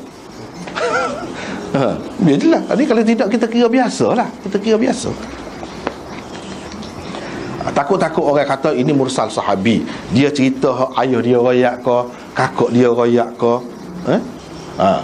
Takut-takut orang kata gitu. Tak. Sebab jelas dia royak, terutama dalam hak panjang. Kalau kita sapa tepat tu, tak akan sebut. Cuba perhati sini, jelas. Lepas tu umur dia tikah dengan Asma berapa tahun? Semua ambil kira belaka. Bila kita ambil kira, semua tak boleh.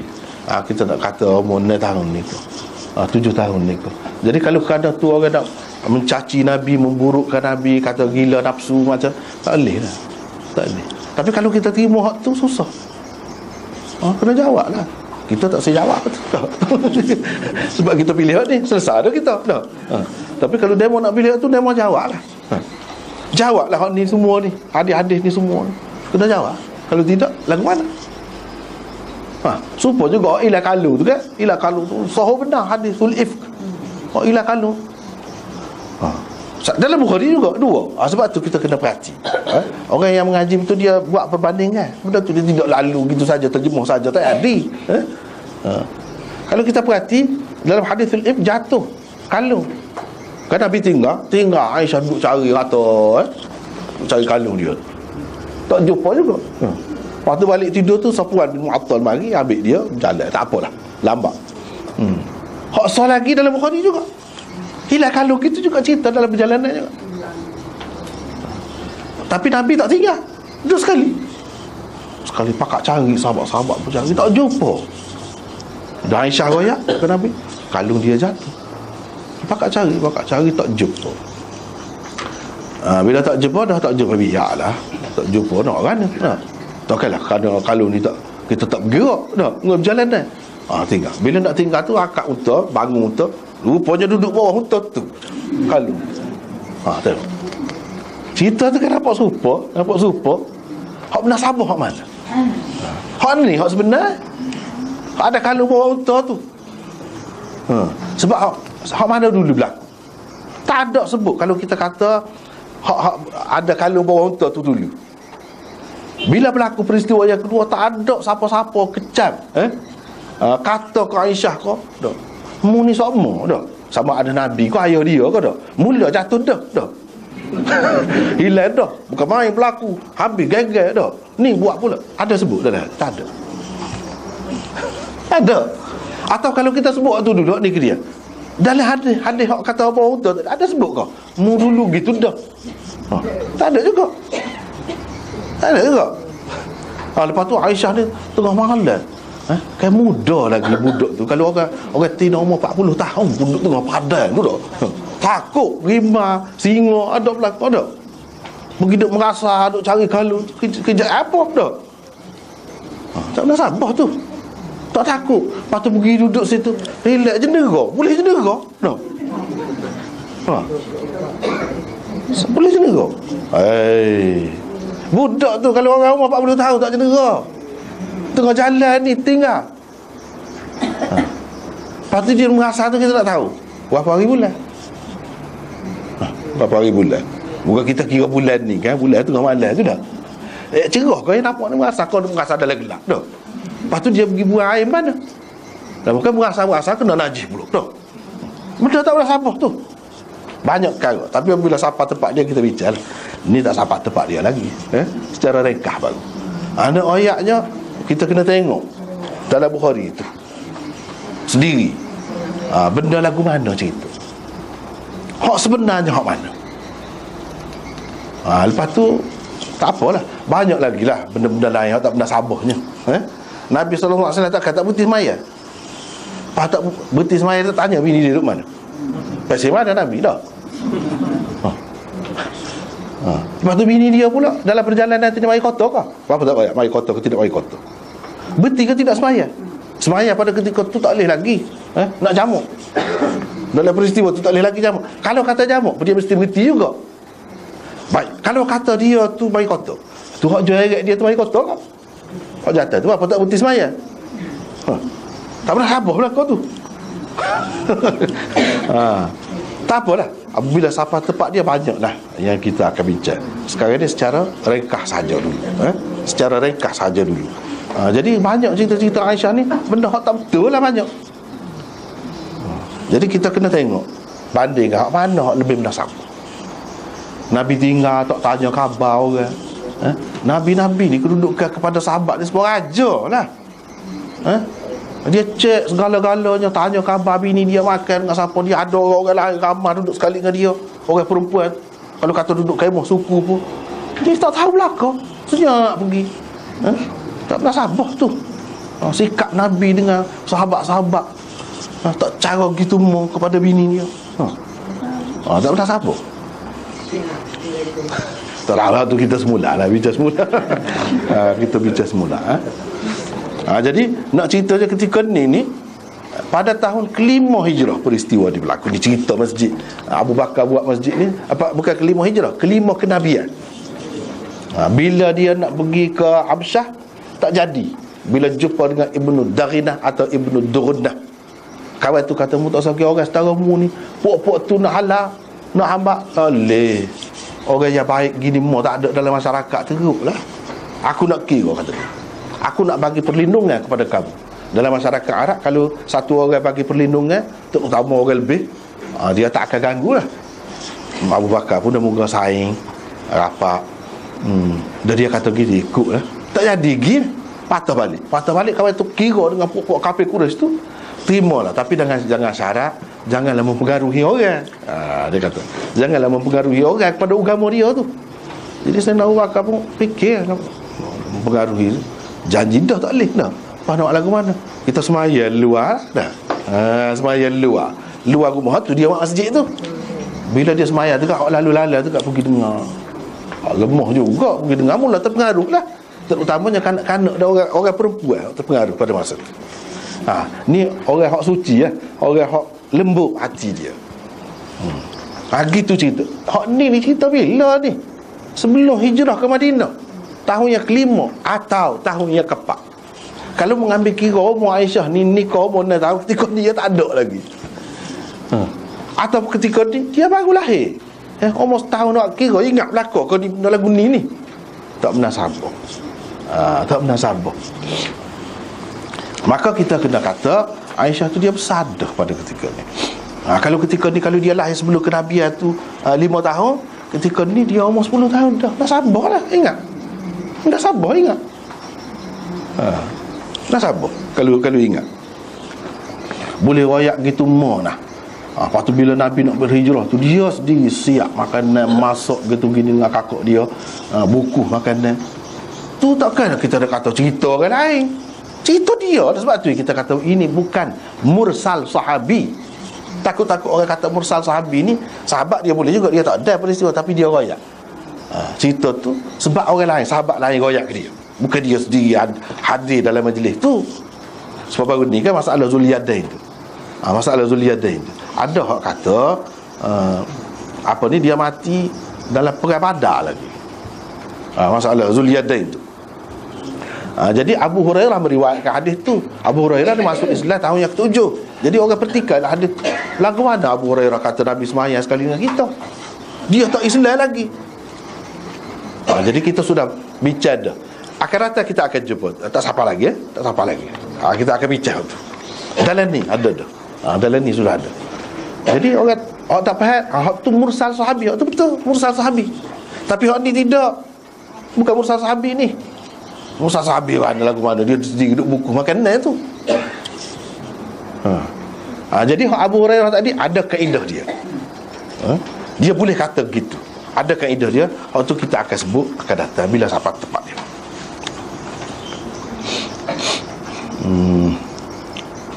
Abu Bakar adalah orang yang mula-mula sekali membina masjid dalam sejarah Islam.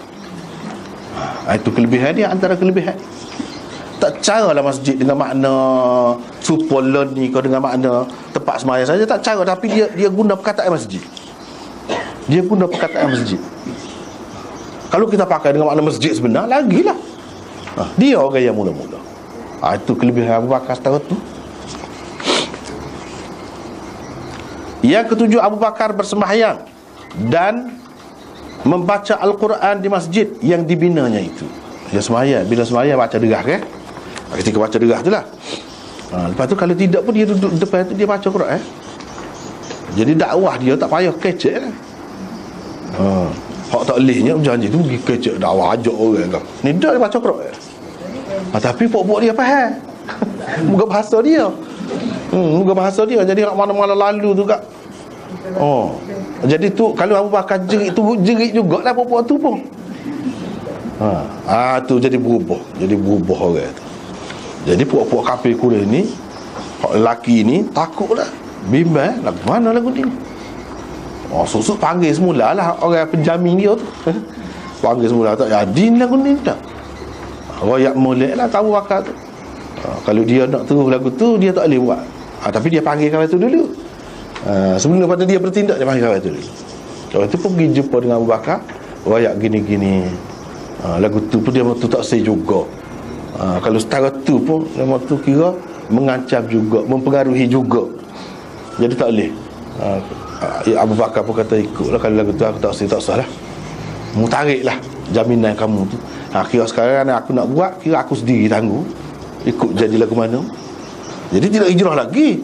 Tidak hijrah lagi. Lepas pada tu lama lah. Dia tu buat cara dia lepas pada tu. Tapi tidak pergi berhijrah ke Habsyah, dia tak pergi Abu Bakar. Supaya Sayyidina Uthman, supaya orang-orang lain pergi, dia tak pergi. Sekali habuk pun tak pergi. Dia duduk di Mekah juga. Bermakna dalam masa tu dia menghadapi lah. Menghadapi tekanan daripada orang kafir Quraisy tu. Setelah Ibnu Dunnah tu tarik balik jaminan dia tu, tak ada lah. Tapi dia terus buat dengan cara dia. Di situlah ramai pula dia mengislamkan orang, terutamanya orang-orang besar kan, orang-orang kaya. Pasal dia orang hebat, Abu Bakar ni, dia boleh mempengaruhi orang-orang dan masuk Islam semakin kuat. Sehingga akhirnya Abu Bakar nak pergi juga hijrah. Nabi kata tak salah, tunggu aku, kata dia. Sampai lagu tu dia tak kata ke sahabat dia orang lain, tunggu aku. Jadi bila Nabi diperintahkan berhijrah ke Madinah, dia rayak ke Abu Bakar nak pergi sekali. Jadi Abu Bakar siap gapo semua. Itu cerita. Tidak supaya orang lain, Nabi tak ajak sekali gitu. Kalau nak hijrah, tak apalah, mana-mana boleh hijrah pergi dulu. Ada pergi dulu lagi ke Madinah tu daripada Rasulullah sendiri pun. Ada. Jadi dia tak larang, tapi Abu Bakar nak pergi larang. Dia kata tunggu dia. Situ kita dapat kedudukan Abu Bakar tu di sisi Rasulullah setara mana. Yang ketujuh, Abu Bakar bersembahyang dan membaca Al-Quran. Dalam itulah di situ. Yang ke-8, ramai kalangan perempuan musyrikin Quraisy dan kanak-kanak mereka terpesona melihat Abu Bakar di masjidnya. Pada lagu itulah dakwah dengan perbuatan ya. Dakwah dengan perbuatan pada masa itulah. Pada masa itu itulah yang berlaku. Yang ke-9, Abu Bakar seorang yang berhati lembut dan sangat bertakwa kepada Allah. Beliau tidak dapat mengawal dirinya daripada menangis apabila membaca Al-Quran. Itu keadaan Abu Bakar. Jadi kalau kita tengok sini, itulah ceritanya. Anak dia sendiri cerita, dia ni mudah menangis. Sebab apa? Dia faham. Kita tak faham. Waktu dia baca tak tahu ke satu, tapi tak tahu ke satu pun kita boleh pahala. Pahala ada. Baca Quran tak faham ke satu, tak ingat makna pun boleh pahala. Ulama kata kalau golai tidak hadir makna dia panggil, tidak ingat makna dia, ketika kita baca tak boleh pahala. Quran dengan selawat tak faham pun boleh pahala. Tak ingat pun apa dia makna dia tu tak boleh pahala. Tapi ialah boleh pahala tu suku kan, dari segi faham ni. Nak jerit ni dia kena faham kau tu. Tidak tahu boleh pahala tu jadi jerit kena. Dia kena faham. Jadi Abu Bakar ni mendalam-dalam faham dia. Dan moga orang lain misalnya, janganlah sahabat, idza jaa nasrullahi wal fath, suratul fath, suratul nasr, itu tu suratul fath. Salah lagi suratul nasr. Itulah idza jaa nasrullahi wal fath kan. Tuhan raya kemenangan, pertolongan Tuhan. Apa nak jeritnya? Abu Bakar jerit kan. Dia mudah jerit. Nabi sallallahu, dulu kita jumpa kan, Nabi sallallahu alaihi wasallam raya ada seorang hamba diberi pilihan sama ada nak hidup dalam dunia ataupun nak pilih hak di sisi Allah. Hamba tu pilih hak di sisi Allah. Jeritlah dia Abu Bakar. Dia faham hak tu Nabi tu, walaupun dia kata seorang hamba. Dan bila kemenangan, benda gapo-gapo ni apabila dia sampai ke kemuncak dia akan turun mula. Habislah cerita dia, habislah peranan dia. Jadi bila turun ayat tu, dah suruh istighfar dia. Isyarat kepada tak lama tu. Sebab tu Abu Bakar jerit. Adalah seorang dua sahabat yang lain ada suka. Apa jerit orang tua tu jerit kata dia dah. Sayyidina Umar pernah tanya. Orang kata pernah tanya orang, apa yang kamu kritiknya? Dia kalau pergi mana-mana Ibnu Abbas dia bawa duduk tepi dia. Ibnu Abbas dia didik, Ibnu Umar didik Ibnu Abbas. Daripada Nabi dia tak ada banyak, tapi apa yang kemah. Kalau Imam Syafi'i ini rujukan utama di kalangan sahabat kan Ibnu Abbas lah. Pasal dia guru dengan Sayyidina Umar. Sayyidina Umar bimbing dia. Jadi orang-orang kata apa ya, Umar ni duk utamakan budak ni, budak muda ni. Orang lain ramai lah, orang tua pengalaman banyak. Dia kata nak tahu nanti. Dia pun baca ayat tu, baca apa maksud, tak boleh royak. Dia kata Ibnu Abbas pun royak, boleh royak selalu. Nabi nak mati tak lama. Tengok, walaupun budak pun ada jaga-jaga lah lagu tu jaga-jaga. Kalau orang tua, saya nak bakar selalu lagu tu. Dia mudah jerit. Mudah jerit. Kalau kita mudah jerit ni orang lemah kan. Jangan kita ingat Abu Bakar ni lemah. Jangan, kuat dia. Kalau dalam benda-benda gini, memang dia lemah. Sayyidina Umar tu pun kerah-kerah dia tu kan. Kalau dia buat salah lah ataupun bercanggah dengan Quran, bila orang baca Quran dia senyap kan. Dia kata lagu mana-mana bila baca Quran dia akan senyap kan. Sebab itu salah satu sifat Sayyidina Umar, dia kata waqafan indal Quran. Dia berhenti selalu kalau orang baca Quran, goyak ke apa ni dalil dalam Quran, dia tak akan kata engkau. Tu Sayyidina Umar. Sayyidina Abu Bakar ni lebih lagi daripada tu. Tapi bukan bermakna dah kata dia ni jerit, suka jerit ni siapa basah janggut apa macam-macam cerita kan. Jangan kita anggap dia lemah. Ketika nak perang dengan puak-puak ni apa ni murtad tu kan, Umar tak setuju mula-mula. Umar tak setuju. Abu Bakar kata dia kalau dia seorang pun dia perang sekali ni, dia akan buat. Dia keras situ. Tidak jerit pula situ kan. Dia keras. Mana dalam pelaksanaan hukum, dalam apa ni nak menjayakan Islam, perjuangan Islam, dia tidak lembut. Dia keras. Semangat dia kuat. Akhir sekali Umar ikut dia. Dalam masalah tu Umar ikut dia. Mana keras dia.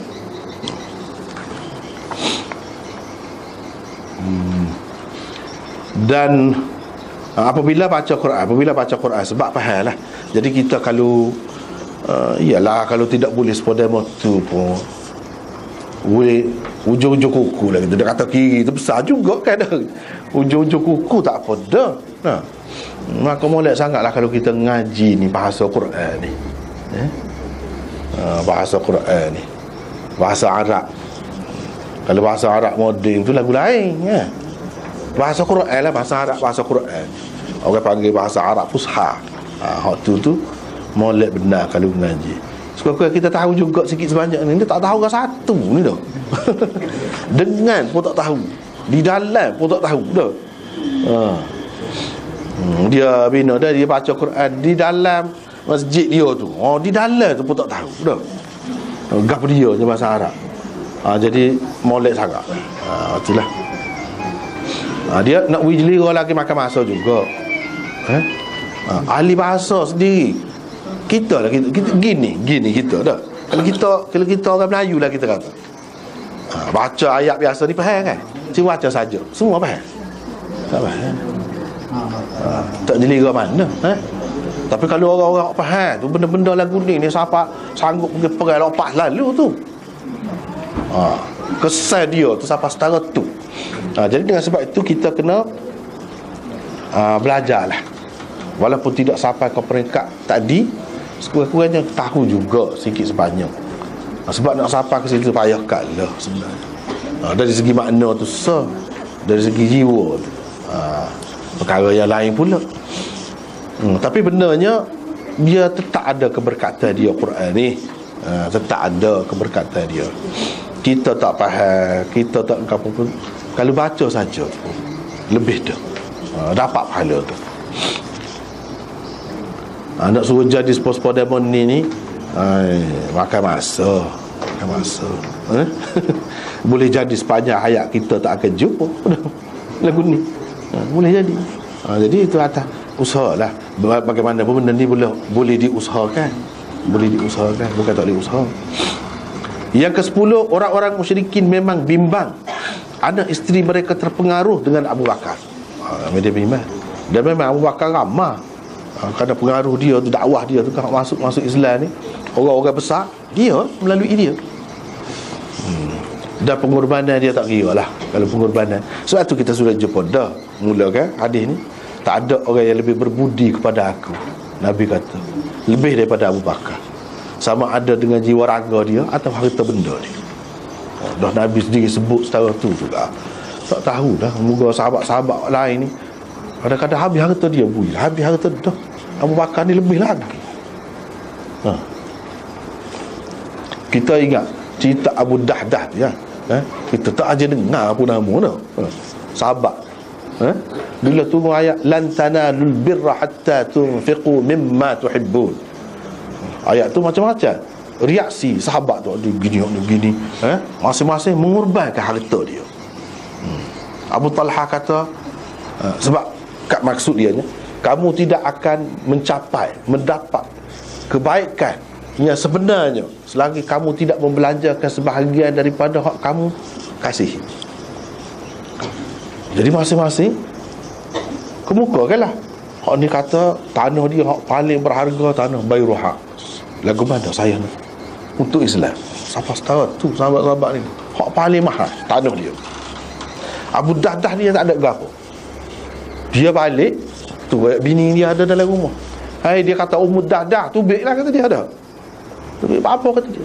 Saya bui belaka tu kepada Islam, kepada Nabi. Bui belaka tu untuk perjuangan Islam, termasuk rumah kita. Dia fikir tak? Tubik tu berkata molek lah. Hak buat tak, kamu putusan kamu buat lagu tu molek, dia pun tubik. Siapa tahu tu no. Sayyidina Abu Bakar ni lebih lagi. Tak tahu. Setara tu kita kata sudah tu sahabat yang tak aja dengar Abu Dahdah. Tapi kalau Abu Bakar tak tahu lah.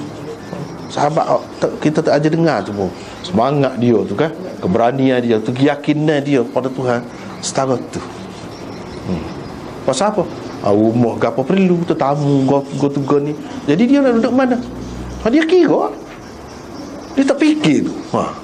Tu benda pernah di suatu ketika Nabi terima keadaan lagu tu daripada sahabat-sahabat dia. Nak ayatnya pengorbanan sahabat tu bukan main. Tak sah lah, tak ada lah. Dia tu contoh lah, contoh kita.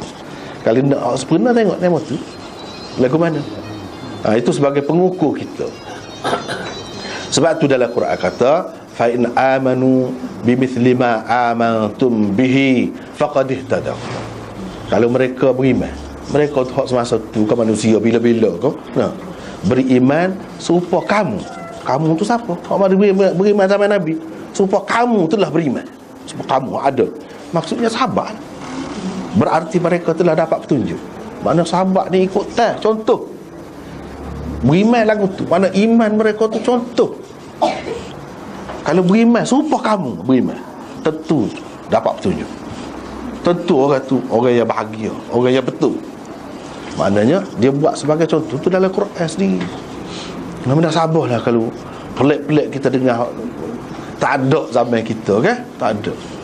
Tak ada zaman kita. Tapi jarang-jarang ada juga, ada juga. Semua cerita dia Afghanistan tu kan pelik juga kan. Ada seorang doktor tu kan, masuk dalam surat khabar itu, dia pergi letup diri dia kan di tengah askar mereka. Dia doktor, dia boleh masuk. Lepas tu dia tulis surat dah, kaya pesan belakang dah ke bini dia. Bini dia bangga mati, tak ada takut, tak ada using ke apa, ada anak. Padahal kita kata dia seorang doktor, kalau nak senang dengan dunia biasa dia, mana-mana pun masih diperlukan, dia senang, boleh senang. Tapi tidak begitu. Tengok ada. Kalau nak kira Afghanistan tu negeri dia, kalau kerana semangat kebangsaan tak ada. Negeri dia kerana Islam, kerana umat Islam dicerobohi saudara dia. Tu ada juga. Ada juga. Ke mana-mana apa. Sebab tu orang kafir takut orang Islam ni, dia ada buah tu. Dia ada buah tu. Kalau tak ada mungkin dia boleh timbul hak tu. Kalau selagi dia buat panduan kepada hak ni dijadikan panduan, akan ada. Sebab tu dia takut. Ketika 11 September hari tu, lepas tu kan sibuk gagal kan dah. Dia nak capur tangan tu dah sampai setara tu. Nak suruh tak ada dah belajar bab jihad ke apa di Universiti Madinah, di Universiti Azhar. Sampai setara tu. gangguan dia. Tapi kita tak ikut tak ada ikut jadi yo mana-mana pun sampai masa bab jihad tu ada, muka ada bab dia. Bab jihad tu ada lah. Jadi jihad Islam tu lagu mana? Tadi tu kita boleh nampak contoh tu. Ya bini dia bangga, tak ada masa apa. Bagus lagu tu. Kalau ada lagi lagu tu boleh. Dia ada anak, tak fikir. Tak fikir. Sebab sahabat dulu kita nampak jari-jari ada tu. Tak, kalau sahabat dulu bukan jari-jari lagu tu, hak kebanyakan lagu tu. Tak tahu. Sebab itulah dia boleh berjaya sebenarnya. Jadi orang musyrikin takut lebih baik lah tengok anak bini dia ni terpengaruh dengan Abu Bakar, takut. Sebab itulah dia pergi mengadu hal kepada penjamin Abu Bakar tu, Ibnu Dunah. Minta tolonglah kita nak buat tidak ke apa-apa ke dia pun, moga demo. Demo bagi jaminan. Jadi nak royak dulu, kita tak puas hati lah. Dia kena royak molek lah ke dia pula. Jadi bila tarik, tak apa, dia boleh buat apa-apa sajalah. Tapi Abu Bakar ni dihormati dalam masyarakat kan. Jadi orang tak buat tak tu kalu juga ke dia. Tidak sepuluh bila kau hamba tu kan, memang saya tunggu lah. Sepuluh Ammar ke apa tu, kena seksa tu. Tapi Abu Bakar tidak lagu tu, tak berani orang nak buat ke mana-mana pun. Kalau nak kira geram benar lah. Tapi sampai ke peringkat akhir tu sebelum hijrah tu, ada tawar kalau boleh bunuh dia. Walaupun dalam keadaan dia tu hak skalanya tidak diganggu lah kira-kiranya supaya orang lain. Tetapi siapa setara tu, dah sabarlah dua orang tu kan, cabut lagi. Setara tu orang buat padahal orang tempatan nak bawa benda molek, kalau tidak bertuah dia. Nabi mari kemudian tahun yang ke-8, Nabi tak balas dendam. Tak balas dendam. Dia kata idhabu fa antumut tulaqa la tathriba alaikumul yawm. Aku tak ada nak balas gapo-gapo nak buat tak molek, tak usah duk takutlah. Kamu pergilah, kamu bebas. Tidak masuk Islam pun tak apa, kamu bebas. Hak kamu buat kadang-kadang aku dulu, kalau nak kira kan, parok benar dia buat tu. Parok benar. Sebab kita baca dalam sirah, dalam hadis, hak sebut Nabi duduk semayangnya letak atas belakang tu kan. Anak dia pergi buai gapo Fatimah. Teruk kalau nak kira kan. Tapi Nabi SAW tak hukum. Itulah jadi kalah. Orang kafir Quraisy kerah-kerah dia pun lepas pada tu masuk Islam, terima. Jadi Islam molek sebab sikap Nabi tu. Dia sangat pemaaf. Abu Bakar begitu juga tak ada nak balas, jadi biasa, jadi baik semula. Bila Mekah tu jatuh ke tangan Islam, tak ada balas apa-apa. Kalau ada hak bunuh ke apa tu, dia bunuh orang. Ada seorang dua. Dia bunuh orang. Semata-mata kerana dia pernah buat kehendak dia, tak ada balas. Jadi itu semua pengajaran kepada kita lah. Nampaknya setakat itulah dulu untuk hari ni, sebab habis dah nota tu. Ni masuk kepada bab lain panjang pula ni. Setakat tu dulu untuk hari ni. Wallahu a'lam.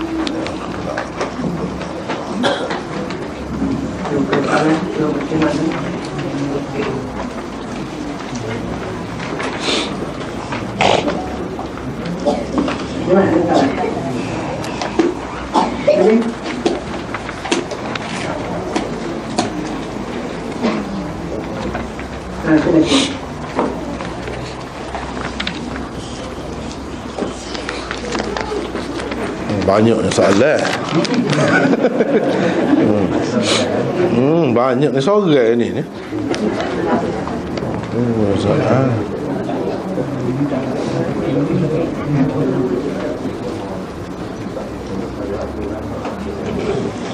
Perbezaan pada antara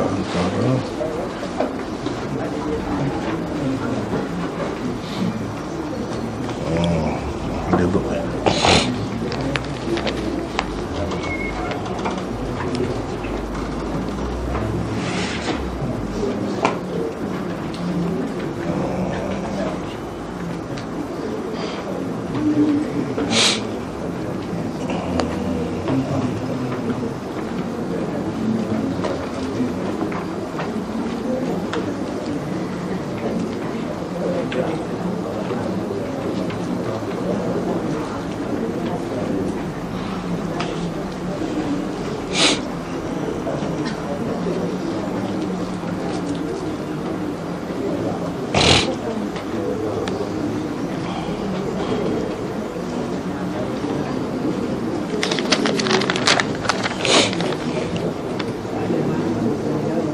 Oh, 12 soalan.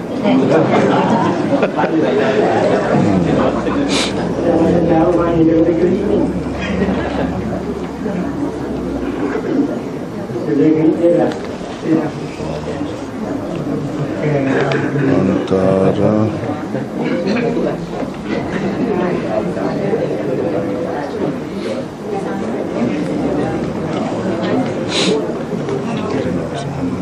dan Rabi'.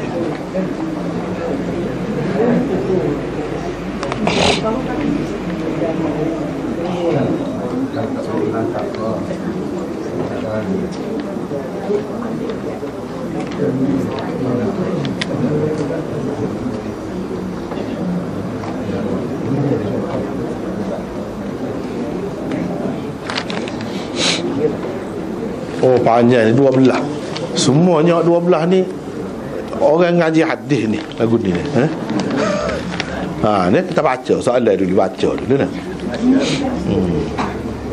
Minta jawab secara ringkas. Secara seringkas mungkin. Tak boleh ringkas ni, tak boleh. Setengah-setengah tu tak boleh ringkas. Jadi apakah perbezaan paling ketara antara muhaddithin salaf dan khalaf dalam tashih dan tad'if? Tengok. Itulah. Jadi ramai dengan antara kita ni soalan tu pun tak faham lagi dah. Faham lagu mana? Semua ni berkait dengan lagu tu ni. Adakah muhaddithin salaf telah mensahih dan mendhaif setiap hadis yang mereka riwayatkan? Yang ketiga, adakah muhaddithin salaf sepakat dalam tashih dan tad'if? Yang keempat, apa hukum beramal dengan hadis dhaif dan perkara dalam perkara akidah dan fiqh? Yang kelima, di manakah kedudukan hadis yang diriwayatkan di luar kutub sittah secara umumnya? Yang keenamnya, apakah lafaz seperti isnaduhu jayyid, isnaduhu sahih, isnaduhu qawi, isnaduhu mahfuz, dan rijaluhu thiqat membawa maksud tashih? Soalan pun tak faham ni lah. Yang ketujuh, bolehkah dikatakan Sunan Nasa'i sebagai kitab sahih? Yang ke-8, adakah Imam Muslim mendhaifkan beberapa hadis dalam sahihnya melalui gaya penyusunan hadis tersebut? Apakah beza antara idraj ar-rawi gitulah dan ziyadah as-siqah? Ni orang mengaji juga benar ni cara tanya ni. Jika hadis dhaif dikatakan tidak sahih dan sabit daripada Rasulullah, apa beza antaranya dengan hadis maudhu'? Ibnu Ma'in menafikan Wahab bin Munabbih mendengar Jabir bin Abdullah, namun Muslim mengatakan sebaliknya. Bagaimana cara untuk menghimpunkan dua qaul ini? Bolehkah kita katakan apabila seorang ahli hadis meriwayatkan sesuatu hadis, maka dia mengisbatkan kandungan hadis tersebut?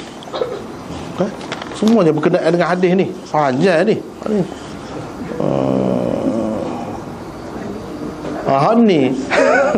Ni umum, soalan umum kan. Apakah ciri-ciri yang membezakan masjid dengan musalla atau surau atau balasah? Ni baru kena mengena tadi kan. Baru kena mengena tadi. Jadi ni nak jawab ni padahal ni pukul 12 tak sudah lagi ni. Pukul 12 tak sudah lagi ni. Jadi macam mana ni nak kata itu ni pasal panjang sangat.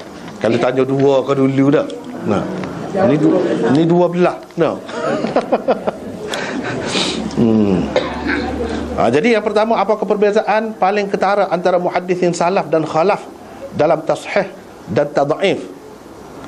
Apakah perbezaan paling ketara antara muhaddithin salaf dan khalaf dalam tashih dan tad'if? Dia secara umumnya tidak ada beza, pakai kaedah sama. Mazhab mana-mana pun pakai kaedah sama. Jadi hak mazhab ni daripada zaman salaf lagi begitu. Pakai kaedah yang sama. Jadi kaedah dalam usul hadis tu dipakai oleh semua pada dasarnya, secara umumnya. Tidak seperti usul fiqh. Kalau usul fiqh ni mana hak dalam mazhab ni dia pakai usul fiqh dia. Dalam mazhab ni dia ada cara usul fiqh dia. Kalau dalam hadis boleh dikatakan semua terima kaedah tu. Semua terima kaedah tu. Cuma sikit sebanyak adalah perbezaan tu sikit sebanyak dari segi penilaian perawi. Nak kata secara khusus ada beza, tidak ketara sebenarnya. Jadi secara umumnya pakai kaedah yang sama. Cuma mungkin dalam menilai sesuatu hadis tu, misalnya salah, kata sebagai contoh kita kata Imam Syafi'i tak boleh terima hadis, salah pula tu, Imam Syafi'i tu salah lah, tak boleh terima hadis yang mengatakan orang lelaki bersentuh dengan perempuan ni batal air sembahyang. Dia terima batal air sembahyang. Tak saya terima, tak batal. Dia kata banyaklah bahas panjang lah. Kita ambil hak ni, hak berkenaan ya. Kita ambil hak berkenaan ni. Misalnya dia kata, kalau saya dapat pastikan siapa dia perawi dalam hadis ni, hak bernama Ma'bad bin Nubatah ni, kalau saya pasti dia ni orang molek, saya akan pakai. Jadi riwayat dia tu menunjukkan tak batal sebenarnya. Imam Syafi'i tak sepakat sebab dia tidak pasti perawi itu. Dia tidak pasti. Orang-orang kemudian ni hak khalaf.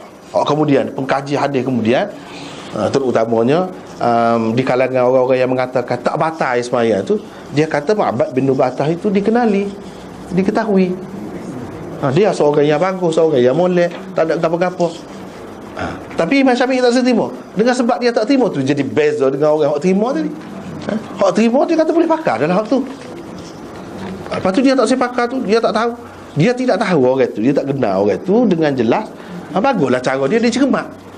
Tak boleh kata nak buat hukum apa-apa ni ikut agak-agak gitu, tak boleh. Kena pasti, setiap perawi tu kena pasti ni orang molek, orang boleh pakai, kita boleh terima.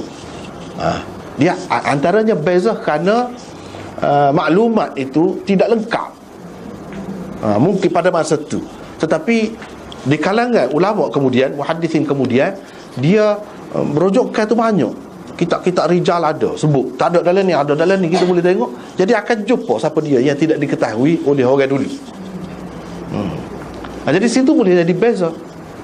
Jadi kok mana sebab tu kita kata pada dasarnya kaedah yang dipakai serupa je. Orang kemudian pun kalau dia tak kata pasti, dia tak boleh juga kata sahih. Dia tak boleh juga pakai tu. Dia kena pasti juga. Cumanya kenyataan yang berlaku misalnya dalam satu kes tadi, gitulah. Begitu. Yang kedua, adakah muhaddisin salaf telah mensahih dan mendhaif setiap hadis yang mereka riwayatkan? Jawabnya tidak. Tidak. Ada kalanya mereka mensahihkan atau mendhaifkan, ada kalanya tidak. Tetapi cara mereka apabila meriwayatkan sesuatu hadis cukup bertanggungjawab. Sebab apa? Dia mari sana. Bila dia mari sana, orang kemudian boleh cek hak ni sahih ke tidak. Jadi kerja tu bukan kerja seorang. Tidak kata apabila dia buat semua. Dah. Hak peringkat kumpul hadis, dia kumpul saja. Kumpul sebanyak mana. Lepas tu nak cek tu orang lain pula. Orang lain pula yang buat tentang sejarah perawi-perawi ni. Dia bahagian kumpul saja. Hak ni bahagian cek perawi-perawi ni. Jadi begitulah. Jadi ilmu hadis ni dia bukan kerja seorang. Sebab benda-benda lain lah, besar-besar juga dia bukan kerja seorang. Kerja ramai dan berterusan sampai ke learning. Jadi kalau kita kata misalnya dalam Tirmizi, itu salah juga. Dia tidak mensahihkan hadis, dia tidak mendhaifkan. Ada tepat-tepat dalam Tirmizi dia tidak kata. Jadi orang kemudian ia menentukan. Jadi kita tak boleh kata bila dia bubuh dalam kitab dia mestilah dia anggap hadis itu sahih. Tak boleh kata lagu tu. Dia kena tengok bergantung kepada sanad. Itu faktor penting lah. Selain daripada tengok isi dia tu, selain daripada tengok kandungan hadis tu, matan hadis tu. Adakah muhaddisin salaf sepakat? Yang ketiga, sepakat dalam tashih dan tadhaif, sepakat. Hak ni semua kata sahih, hak ni semua kata dhaif. Ya, dalam banyak perkara mereka sepakat. Tapi ada juga hak tidak sepakat. Ada juga orang ni kata sahih, orang ni kata tidak sahih. Itu berdasarkan ijtihad. Sebab masalah tashih dan tad'if ni masalah ijtihad. Ijtihad dalam bab tu, bukan dalam bab fiqh. Sebab kata tadi lah, orang ni kata dhaif sebab dia tidak pasti perawi. Dia tidak pasti, dia tak boleh nak tahu. Bila tak tahu, dia majhul lah. Majhul, dia letaklah dulu kata hadis ni tidak sahih. Sebab tu kita tak sepakat. Kalau sahih, apa tak sepakat? Dia ada sebab lah. Jadi orang lain dia tidak sepakat lah. Sedangkan orang pada masa itu juga, Imam Abu Hanifah dulu lagi pada Imam Syafi'inya, dia kata tak batal sembahyang satu orang perempuan. Tak batal. Dulu lagi salaf juga. Jadi dia tidak sepakat lah dalam menentukan sesuatu hadis tu. Tidak sepakat. Hak ni kata sudah mansuh, hak ni kata tidak mansuh. Misalnya Imam Syafi'i, Imam Bukhari ke terima akad tangan kan, ketika nak rokok, bangun daripada rokok akad tangan, dia terima waktu. Sedangkan berapa ramai orang lain lagi tak terima, sebab dia kata hadis tu sudah mansuh. Itu dalam bab tu pula, bukan masalah tashih dan tad'if. Hak mansuh ni boleh jadi hak sahih pun. Tidak semestinya hak mansuh tu dhaif. Jadi sekarang dia nak menentukan tashih dan tad'if tu sepakat ke tidak? Tidak sepakat. Tapi bukan dalam semua perkara. Hak kebanyakannya mereka sepakat lah. Begitu, secara ringkas. Jadi pada tiga dulu oh ni panjang sangat. Semua jenis lagu tu ni pada tiga dulu. Apakah ciri-ciri yang membezakan masjid dengan musalla atau surah al-balasah? Ciri-cirinya tadilah. Masjid dia kena niat juru benar lah. Lepas pada tu dia adalah misalnya ada tahiyatul masjid, boleh iktikaf, pahala besar. Sebab itu semua bezalah. Kalau lepas tu tak boleh nak roboh, tak terpasar tapak dia tu akan jadi masjid sampai bila-bila lah. Tak boleh ditukar kepada benda lain. Nak tempat berniaga pula, kalau kita kata nak kedai pula tak boleh. Dia sampai selagi kita berkuasa, tak sekira lah macam di Rusia ke apa berlaku kan. Dia buat macam-macam lah, muzium ke apa selepas pada, tak kira lah kita tak ada kuasa. Tapi kalau kita ada kuasa, kita tahu kena balik semula kepada masjid. Walaupun sudah 100 tahun pun, selagi ada tu, bila kita berkuasa, kita boleh buat balik semula kepada masjid. Tak boleh biarkan. Itu beza. Banyaklah antaranya tu lah. Tapi kalau balasa setelah 100 tahun, 10 tahun pun setelah rutuh dah tu, tidak wajib kita kena buat mula situ dah. Tak wajib. Kita buat lain tak apa. Lepas tu tak ada apa ni keistimewaan boleh iktikaf gapo gapo ni nak semaya tahiyat tak ada tahiyat. Ni khusus dengan masjid. Itulah antaranya bezanya. Seperti yang disebut tadi. Atau apa maksud penanya ni nak tanya beza ke mana maksud? Kalau beza tadi tu, itulah antaranya. Itulah jawapannya. Wallahu a'lam. Hari kita simpan semula jawab sikit-sikit lah. Panjang ni.